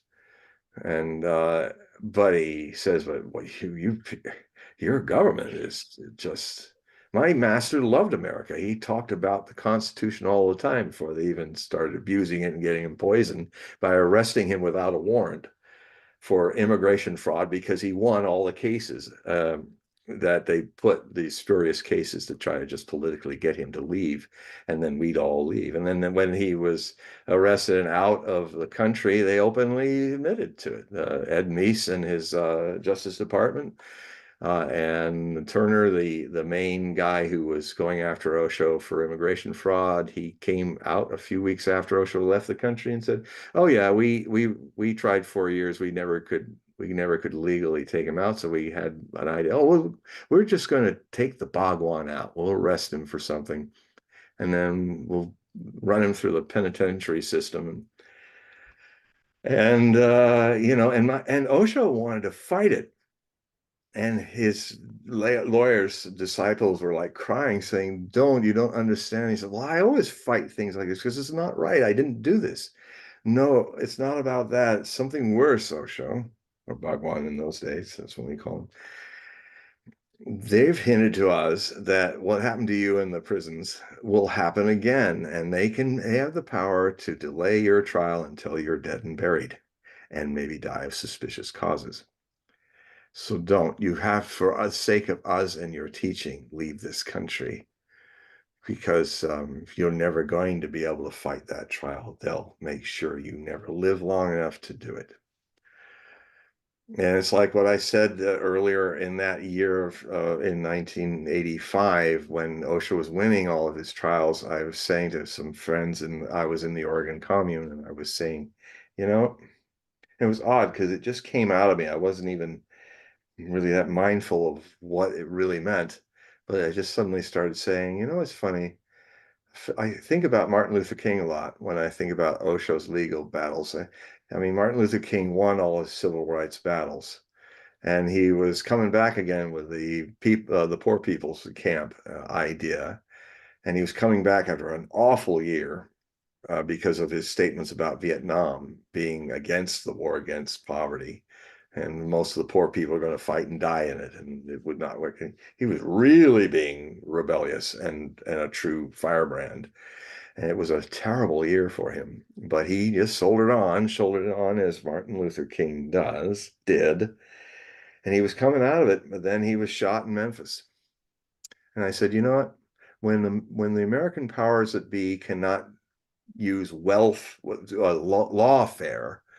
to suppress people they are threatened by for just being free, they choose the other option.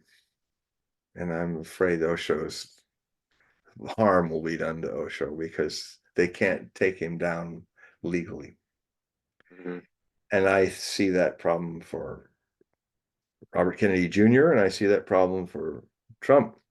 It's obvious. It's blatant. Not even subtle, these people.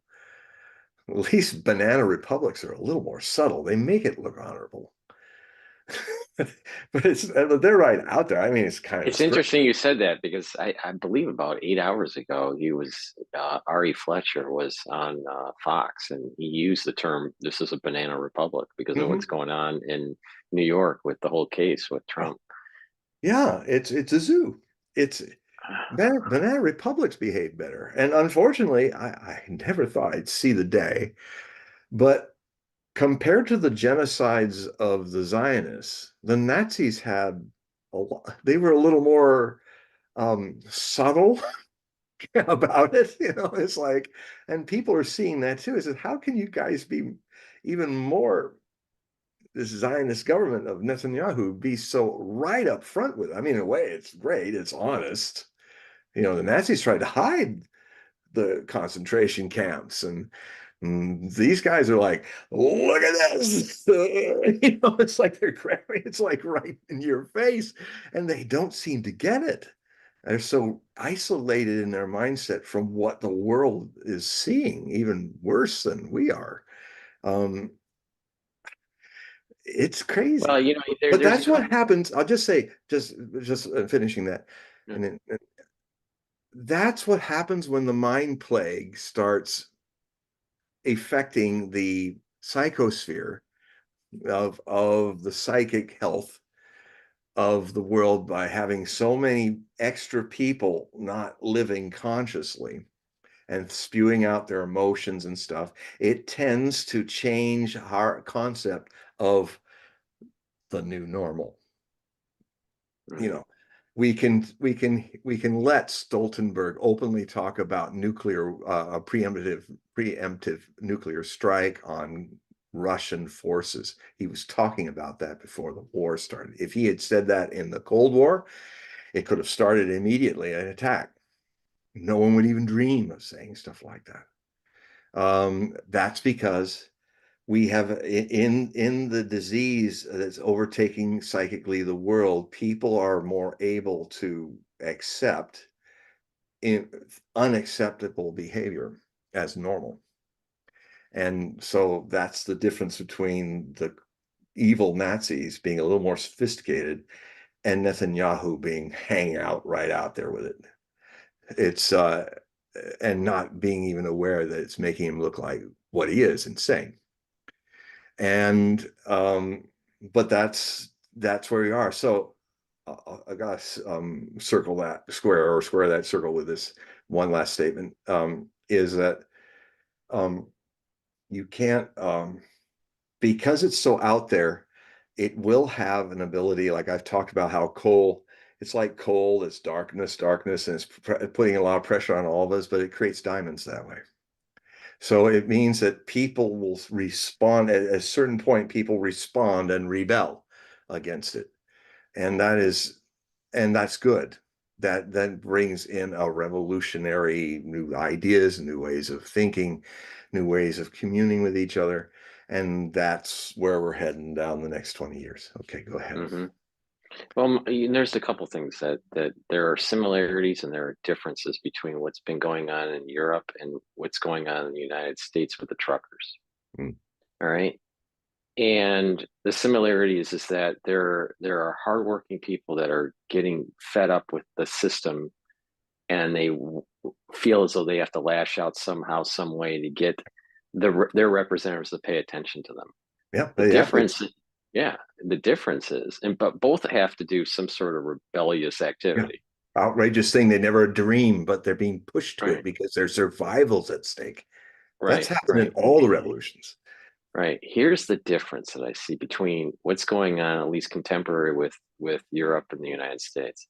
What's going on in Europe is a little bit more sophisticated, Mm. because they're saying the farmers are going, well, wait a minute, this is an uber government dictating to us that will destroy our livelihood and potentially the livelihood not just of the farmers but the livelihood of the society, Famine because of some across sort, Europe. exactly, because of some sort of subjective carbon emission Yeah, number that no yeah, one can agree on. yeah. So so they're more like fighting for society. All right, Mm. all right. That with what's going on with the truckers, if it does happen, which I hope it does, and it I kind of hope it seems does almost, too. it almost seems it's like a medieval siege on the city of York. Well, that's what the French did this month. They, for 5 days, they stopped all food coming into Paris, and the shelves started to get empty and said, look, you need us. We feed Right, you. We right, have, they're saying this is our power. And even the right. globalists have to eat. And so, yeah, so go ahead. But the difference here with the truckers, if it does happen, I hope it does, is that it's it's more messianic. They're viewing it as this is what they're doing against Trump, and he's our leader, he's Yeah. our candidate, and we are going to, do whatever we can to, to express discontent because you're against our leader. Yeah. And I think this is the worry I have with the American public, and especially with what I saw happen. I don't want to bring up the term because I want this video up, but Right. what we saw with the crisis that ensued in 2020, and Yes. even a couple years later, where you had the formula issue for the children, Yeah. there, right? And where was the outcry from the mothers? It was a perfect example of to actually protest Yeah. so you can feed your kid, but they didn't.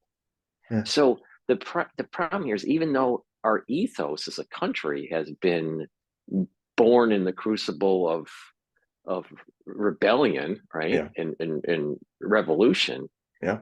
in a modern society, I feel as though just most of the population is too passive, Yeah. too much bread and circus, and the Yeah. ones that are willing to do something, it's it's almost they gravitate to a messianic figure. And I think this is a major problem with Yeah, it America is. versus what we're seeing in Europe.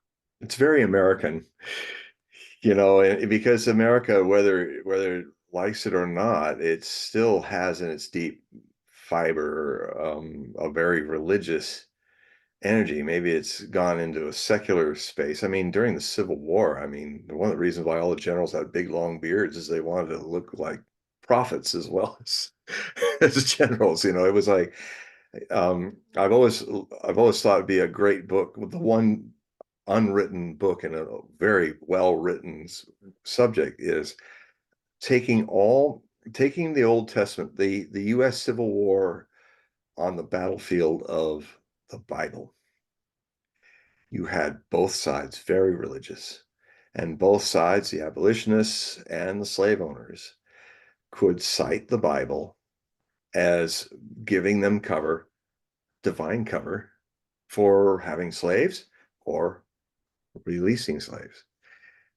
And it's too bad I couldn't clone myself because I can't, I have too many other things to write about, but I can at least write about them in an essay length. But that is, that's one of the more important lessons that you really brought up as something to deal with. Our mess, I mean, glory, glory, hallelujah. I mean, Right. we're all, it's messianic. There was a lot of messianic fever in the Civil War. But also, what was very beautiful and a terrible thing of that war, some of the greatest things in that awful war came up. And I often think of Robert E. Lee, who um, who was such a man who mused and contemplated things that happened. And he actually was going to be picked by Lincoln to run the Union Army. But when Virginia joined the rest of the Confederate States, he said, I can't do it. I can't fight my own people. Because, in those days, your people of your state were first over the Union. And that may be coming back. I think it is coming back. I've been seeing it for 20, 30 years that the United States is, which was the linking verb bought by the blood of a million people, if you add the civilians and slaves and the 600,000 soldiers in the Civil War, was bathed in the blood that was America the United States became the United States is. Shelby Foote was the person, the great Civil War scholar and historian who made that point. I think it's a very remarkable point because it's a battle of linking verbs.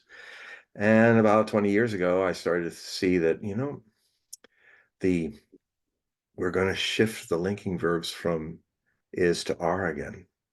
It's a cycle. And this thing that happened in Texas with all the 26 other states that were going to send down their National Guards if the Texas National Guard was federalized. That was a significant move towards this kind of potential of a hybrid conflict in this. It's either a cold civil war or it's a revolution civil war hybrid. And the blue and the gray are becoming the red and the blue and the red. And the edges of the country are blue, but the center is red. And so it's not going to be like Civil War where you have two units. It's going to be more like what I've been writing about most of my life, this 9 civil wars that were inspired or made Nostradamus risk his life to write his history of the future because it was going to be triggered by the king dying in a jousting accident, which would bring his children who were infants and childs not ready to be kings, and then the Huguenots and the Catholics, which were not like one's part of France is all Huguenot and the other was all checkerboard.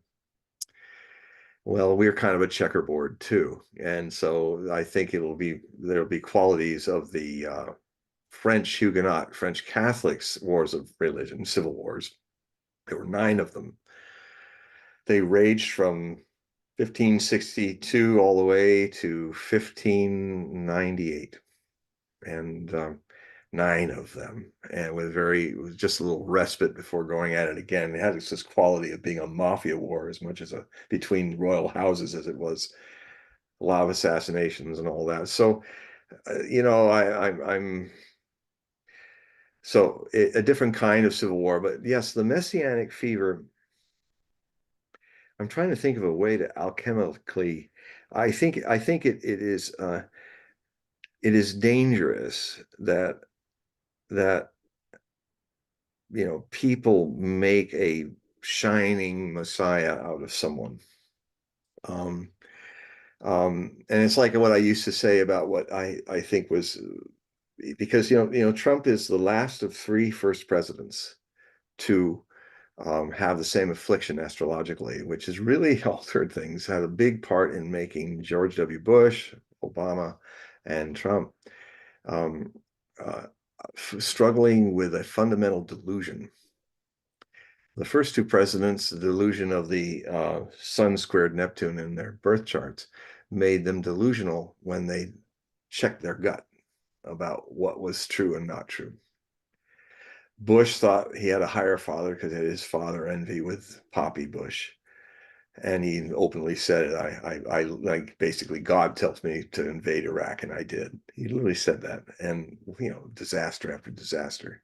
So he was a person who was not listening to his gut; he was listening to his demons, his hidden enemies.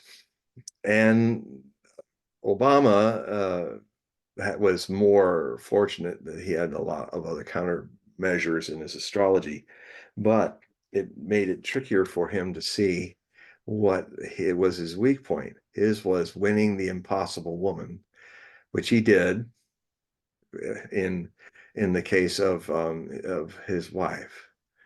But so he sublimated that sexual desire to win the American people. I'm the black man that's going to become the first black president, and that will help me understand my trouble with my own identity. Because his first book was really good. His second book was just a boring speech, Obama's speech. But his first book was very, very honest, and his struggle with, am I a black man with a white mother, or am I a white man with a black father? And so he was really struggling with it. And I was saying, well, what would really be wonderful, just be a man of both. You are a bridge of races. What if you could reconcile that? You would be the bridge between black people and white people as our leader. But he couldn't do it. He was stuck in the Neptune square sun issue of, it's got to be this or it's that.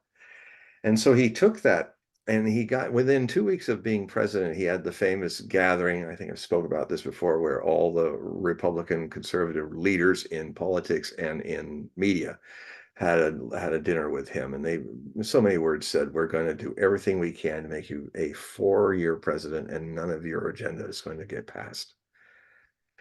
And rather than take that as like Assad of Syria would take it, because he famously said, when Trump said, oh yeah, we're taking this oil, I'm not going to hide it, we won this oil, we fought the ISIS people, and it's ours, and we're taking the spoils. And so it just shows how a much more wise a politician uh, Assad is. He said, it is always good to have transparent enemies. And Obama, if he had the ability to say, well, thank you, gentlemen. Thank you for warning me. Thanks for giving me a warning. You are too transparent for your own good. And then what he should have done is put all of his media, all of his cachet, his political capital, those 8 million people that were online helping him, this huge army of people that could be calling up all those Republicans and all the Democrats and telling them, look, this is what we're at war. We're at a political war with the Republican Party. They don't want the black man that you all voted for to have his change that he wants to believe in. Then he could have gone into the press, and he could have made it a daily drum beat. These people don't want the black man in the White House. And then, I mean, that's what I would have advised him. I said, look, you have 2 years with running. You can do the Supreme Court. You've got the House and the Senate and your executive branch. You may very well lose that in 2 years. So take these 24 months and use them well. You've already spent a half a month wasting their time with these people who don't want the black man in office. So man up, get it, know you're in a political war, and set a stage so that you actually increase your control of the House and the Senate in the by-election, in the midterms. Otherwise, you're not, they're going to succeed. You're not going to get much done. But Obama, blinded by that, oh, this girl's being hard to get. These guys are like that girl. I've got to win them over. Then I really have value. If I can, I've won all the white people to vote for me. Now I got to try to win over these people who hate me. And so he put all of his energy into trying to bring those people over the Jordan River into his world. And he was blind to the fact that he just pissed all of his political capital away. That's what Neptune squared the sun did to Barack Hussein Obama.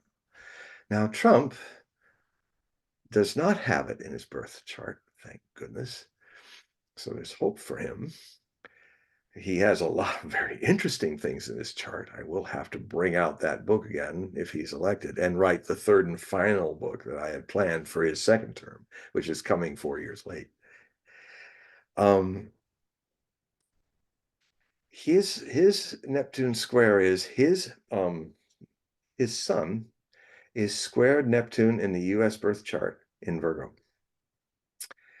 And or no, it's yeah, anyway, I can't think right now. It's been working since 7 so in the morning. So it's like anyway, he's got the square in the American birth chart, his chart. And I think it was a position of where his yeah. So what that means, all psychobabble aside, what that means is that Neptune in Virgo rules economic boom bust cycles in the American astrology. So it was funny how he was saying he had this big boom happening. He was really pushing this. It was illusion. He was just he basically was lucky enough because he's very lucky. His north node is incredibly lucky, surprisingly lucky. He he put out. He was kept saying all this malarkey about how this boom was happening, but really what it was a pre-inflationary thing that was going to pop, and it popped. And when Biden took over, it not only popped, Biden was fool enough to actually enhance it by spending $2 trillion some dollars and just making it locked in for a next greater depression. Now, Trump Trump's BS about economic and boom ended up revealing itself as what it was, as I predicted, a bust, and it hit Biden. But now, if he's reelected, he's going to be a depression president. And it's his karma because that was BS. It wasn't an improvement. It was it was almost like I was saying in my metaphor. It's like, when a bubble of soap, when a bubble is really thin, it really irradiates lots of rainbow patterns. And oh, isn't that nice? It's just going to get more and more rip off. It pops because it's so thin, it pops. He was talking rainbows on soap bubbles. And it popped during Biden. And if he's president, he's going to have to clean it up. I don't know if he can. He has to grow up a lot, and I think it'll be very interesting to see if he's learned a couple important things. One is that because he is such a wide open channel, he channels anything that's in front of him, and because the deep state knows that, they probably say, well, he's very gullible, so let's have Mike Pompeo just be very kissy and fondle his ego and make, when he gets his ego fondled, he just goes blind and does and Pompeo is a very shifty CIA kind of guy, a liar and all of that. And he really manipulated Trump. He was put there by the CIA and managed himself from being head of CIA to be the Secretary of State finally. CIA as Secretary of State. Yeah, so he was playing Trump, and I hope Trump can have that come to Jesus moment like Putin said, hey, I've been naive with the Europeans. I don't know if that's going to happen. So Trump's problem is that the delusion is a very interesting interface of the American people and Trump. Uh, they both are unfairly projecting what they want each other to be, but not really seeing how they really are. Just like romances where people put on a great face and they fall in love with the images, the propaganda that they're both exuding so that they will find love and intimacy and all of that. And then a day comes in so many of those kind of relationships where the man and the woman will say, you're not the woman I married, you're not the man I married. No, because you guys were projecting a false face. And so what's happening here is a metaphor I use where Trump is one with a false face looking at two women representing the voting people that voted Trump in. One is a very upset larger blue woman. And because it was by electoral college, the red woman is a smaller woman. The blue woman is driving herself into a mental illness with her Trump derangement syndrome. She can't see anything good about him. He's the devil incarnate. But she's in delusion because that's also not true. The little Republican is a worshipful, messianic, trusting woman who looks at him, if not, in fact, they even talked about it. And of course, the Blue News doesn't get it right. And when Christians cite Cyrus the Great, Persia, as a vehicle of God, the illiterate, biblically illiterate blue woke people were saying, oh, they want him to be Jesus. No, just why don't you just open up a Bible for 5 minutes and read, the restoration of Israel after the Babylonian captivity, so you at least know what they're really thinking, because of course they have the presumption that these people don't think, but then do the people having that judgment, are they thinking by not reading the Bible and finding out what exactly is going on here? The Because Cyrus the Great defeated Babylonia, absorbed it into his empire, Persian Empire, and then he helped restore, and the Israelites restore their two kingdoms. And so he did. So they look at him as, not a person that's going to be saved, but a person who God used as an instrument. So Christians don't see Donald Trump as Christ.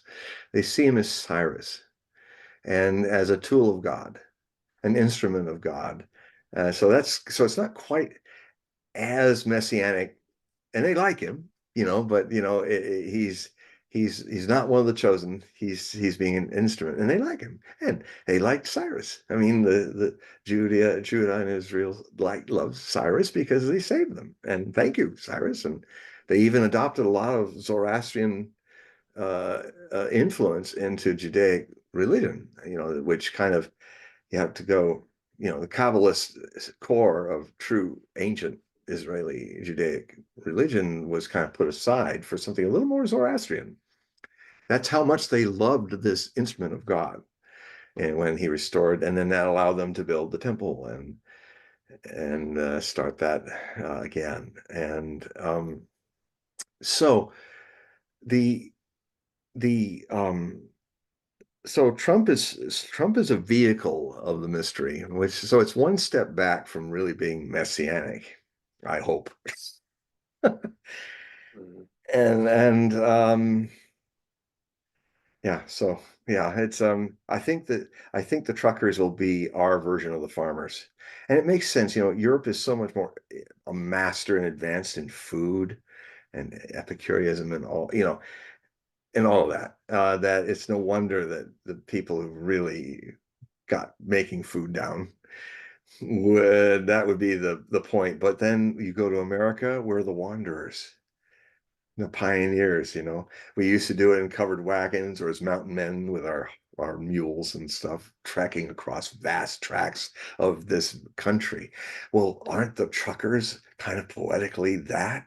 all alone in the middle of the night in the middle of America, just the wind whipping through their windows and their great trucks. They're the wanderers, they're the explorers.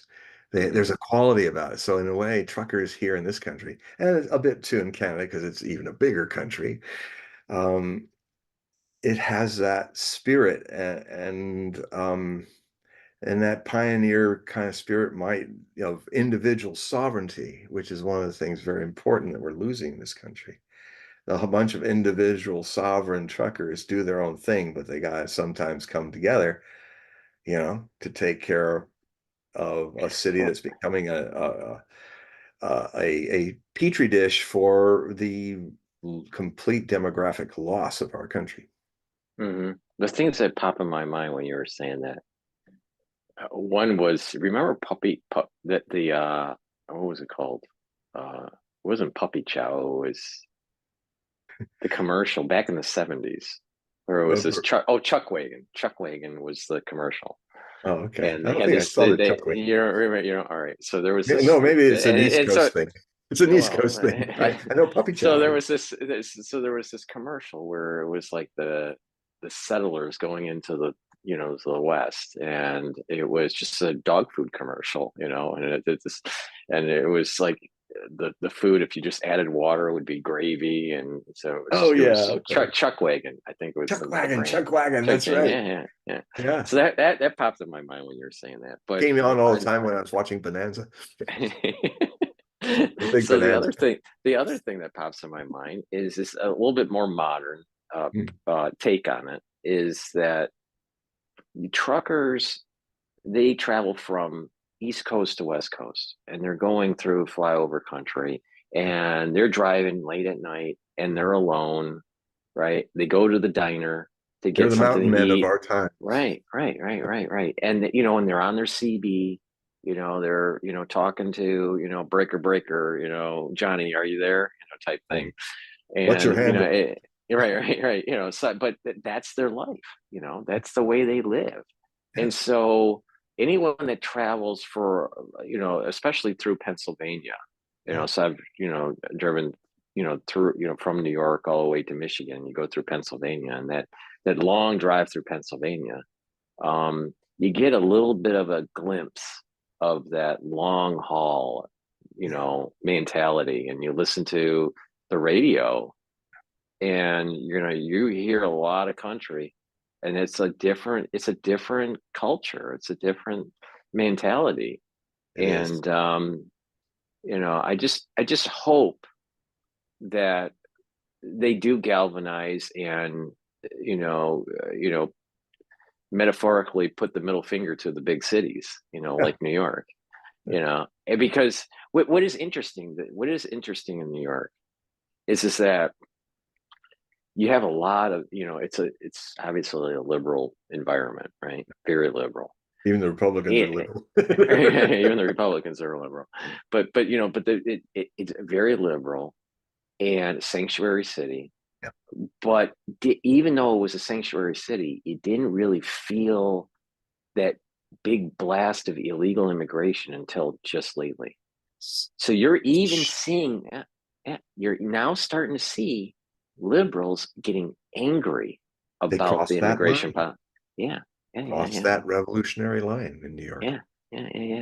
yeah. So what's weird is that now you have that New York Times, reader, Mm. especially the Sunday magazine out of the New York Times, and and all the liberal bias that's in it. They're now like starting to question, well, wait a minute here. Our society can't afford it. We're getting taxed more. The crime is Oh, absolutely atrocious in New York. I've seen on videos on X all the time. I'm shocked. It's a lot. It's a complete unraveling of civilization. It really Yeah, that has to be stopped. yeah, yeah. So you have, people are getting fed up with going to Walgreens or CVS and seeing everything locked down, behind a cabinet, and then you have to hit a button to get a sales rep to just get a, a little container of rice, or or It's stuff like this that yeah, starts it's just revolution. This is yeah, when the quality of life reaches a point where people go, nah, I can't go there. And then if it gets deeper, they're ready to even risk their lives for changing it. Mm. So I That's think, that's coming. yeah, I think I think the Democrats that, were trying to orchestrate some, major change in the composition of the The woke electorate, crusade.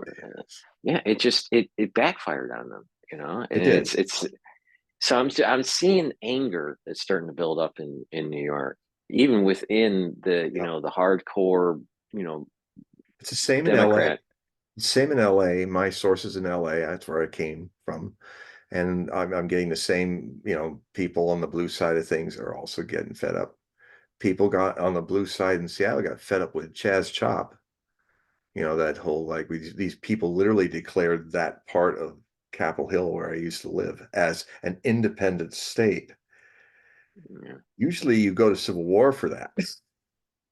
yeah, And it was a farce and a joke and people died and it was just terrible.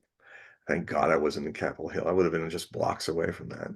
And but it was a sign, and it's the same with the green movement. Me, I've been involved with climate change for over a century. Well, not that. It feels like a century, but it's half a century. And I know from my study of this that it is definitely coming, but these people are a threat. These idiots that are running it, who are turning it into a cult, I'm their worst enemy as far as that. I will always challenge them.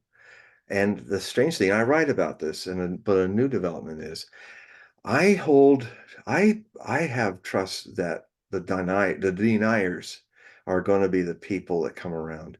But these woke people, they're just doing it for some kind of virtue signaling. They don't give a damn about the climate. In fact, a lot of people that are financing all that.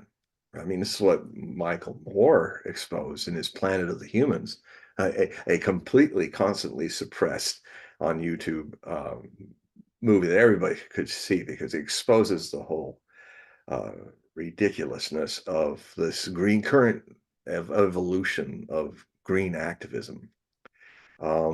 And it is there are definitely a lot of the people who are mainly bankrolling a lot of that, and Sierra and all part of club and all that are it's just to make a buck out of corporate. They're just using another thing to make money, and they really don't believe in it, and they don't there but some people honestly don't believe in it, and other people who are far more uh, creepy to me are the people who pretend to believe into it, but they're really, I mean, this whole thing about carbon footprints, it is so dumb.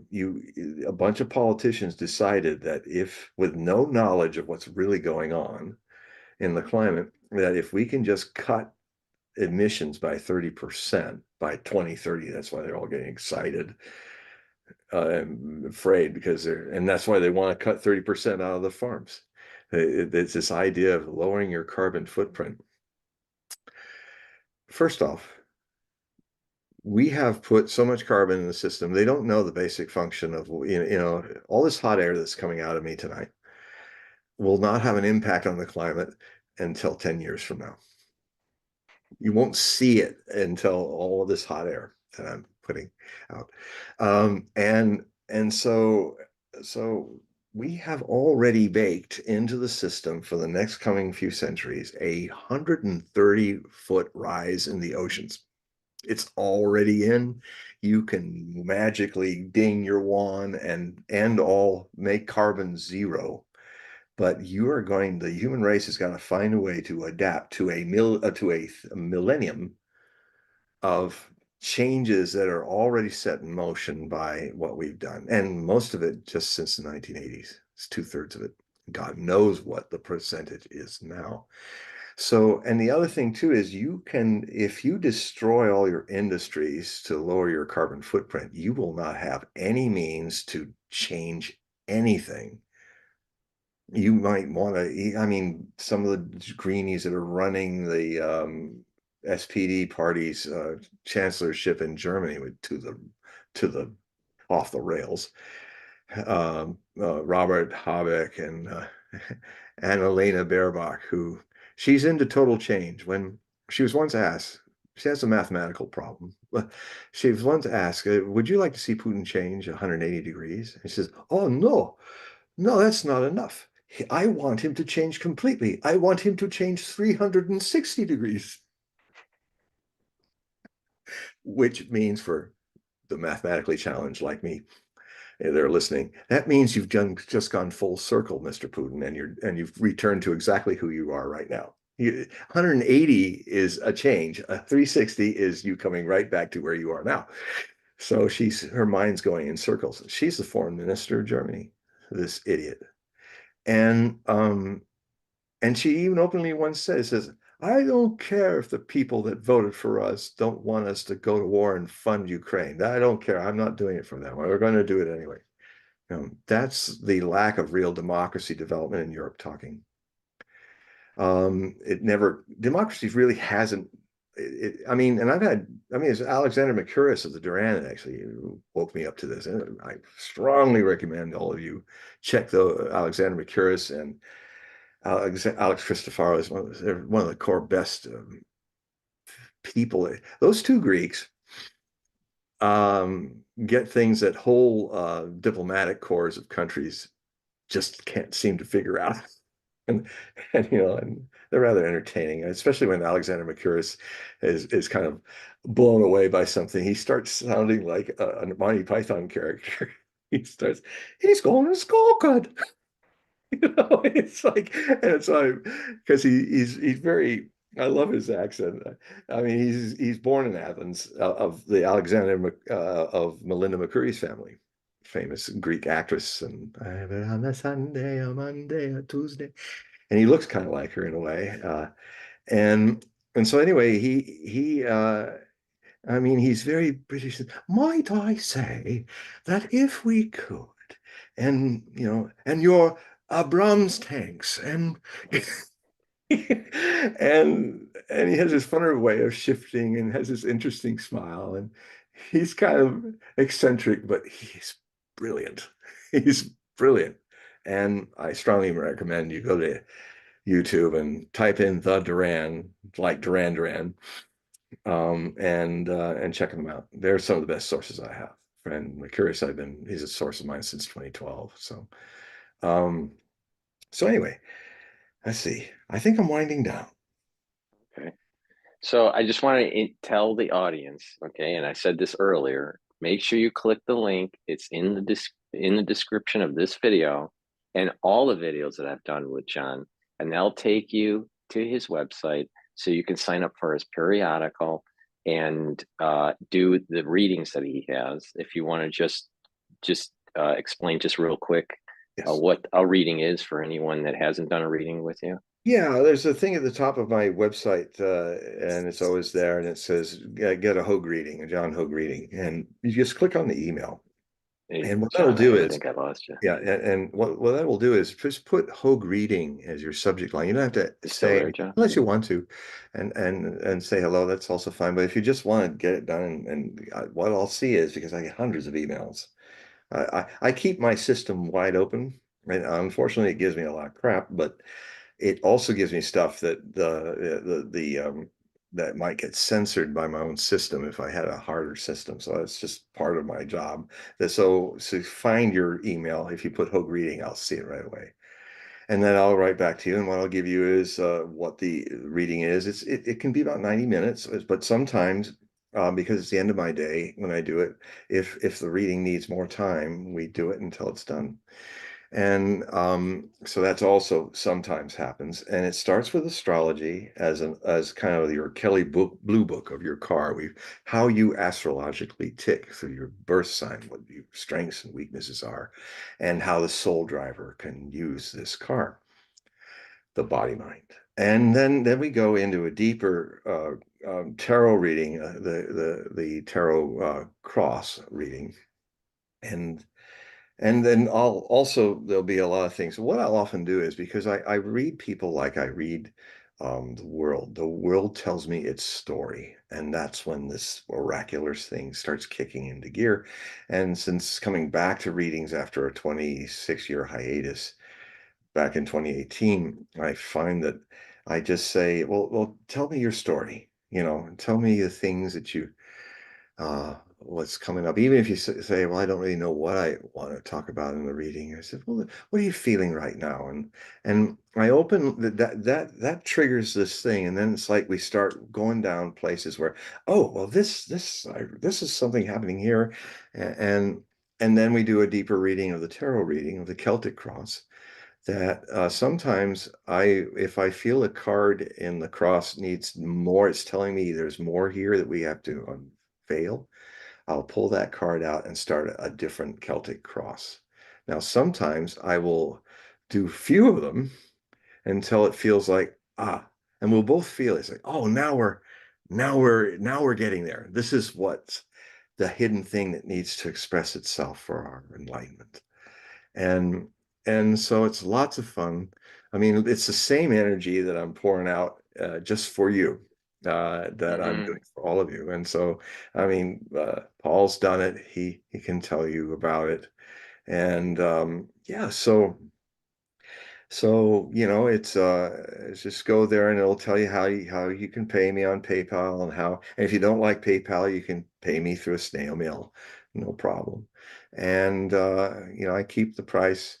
Uh, I keep the price much lower than a public figure, famous person usually does, because I don't, rich people have enough readers to help them. I want to help more people, but it still has to be, it's not like $500 for sure, but it's around 150. So, but it's hours and it's a lot of work and a lot of pouring out. And lately, everybody is just like, we have a journey, and it's like, well, kind of like the journey we had now, but it's different. It's more one-on-one. And I certainly, the way I do medium work in any state of doing it for the world or for people is that I was initiated by Osho, my master, my teacher, to in the art of being completely out of control in the moment, just being here now, waiting, and things happen.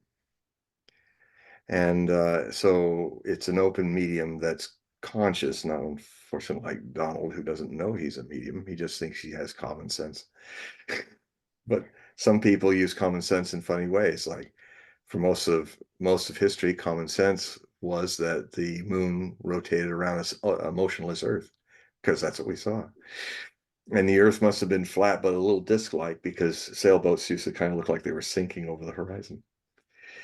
So they reasoned in their common sense, oh, well, it's not a flat Earth, but it's like a disc. Common sense got it wrong completely. So, um, so common sense should also be carefully watched. Sometimes it works. Sometimes it's just being down to earth, but sometimes it really doesn't work. Like this was not a boom. This was a bubble, Mr. Trump. And Right. so that was a growing bubble that was popping, not a growing economy.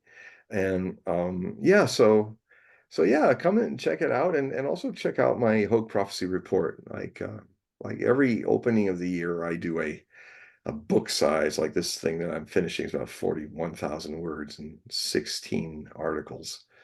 And but usually what I do, so that I usually deliver that in this period of time of the year because a lot of people are interested in that.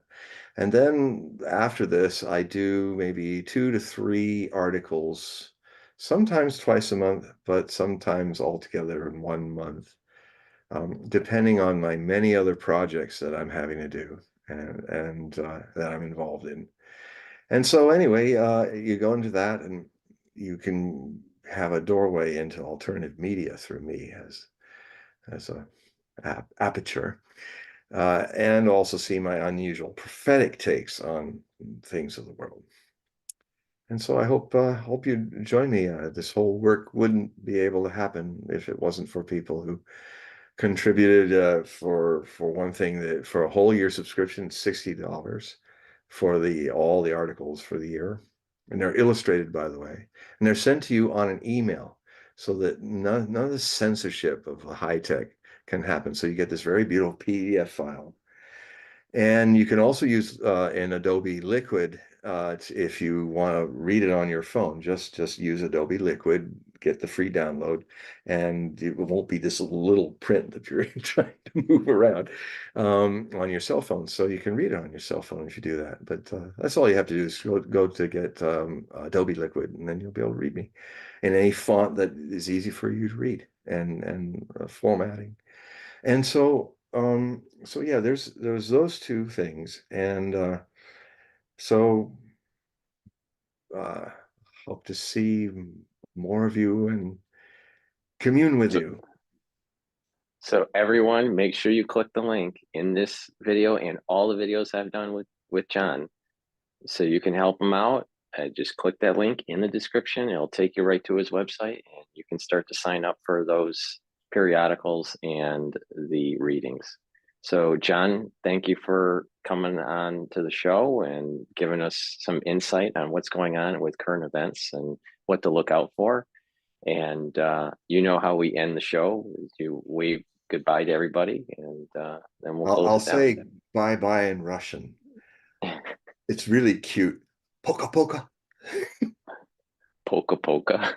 Poka poka poka. Well, actually, they say your accent's wrong. Poka poka. It's poka poka. Okay. All right. All right. Let me close it down here.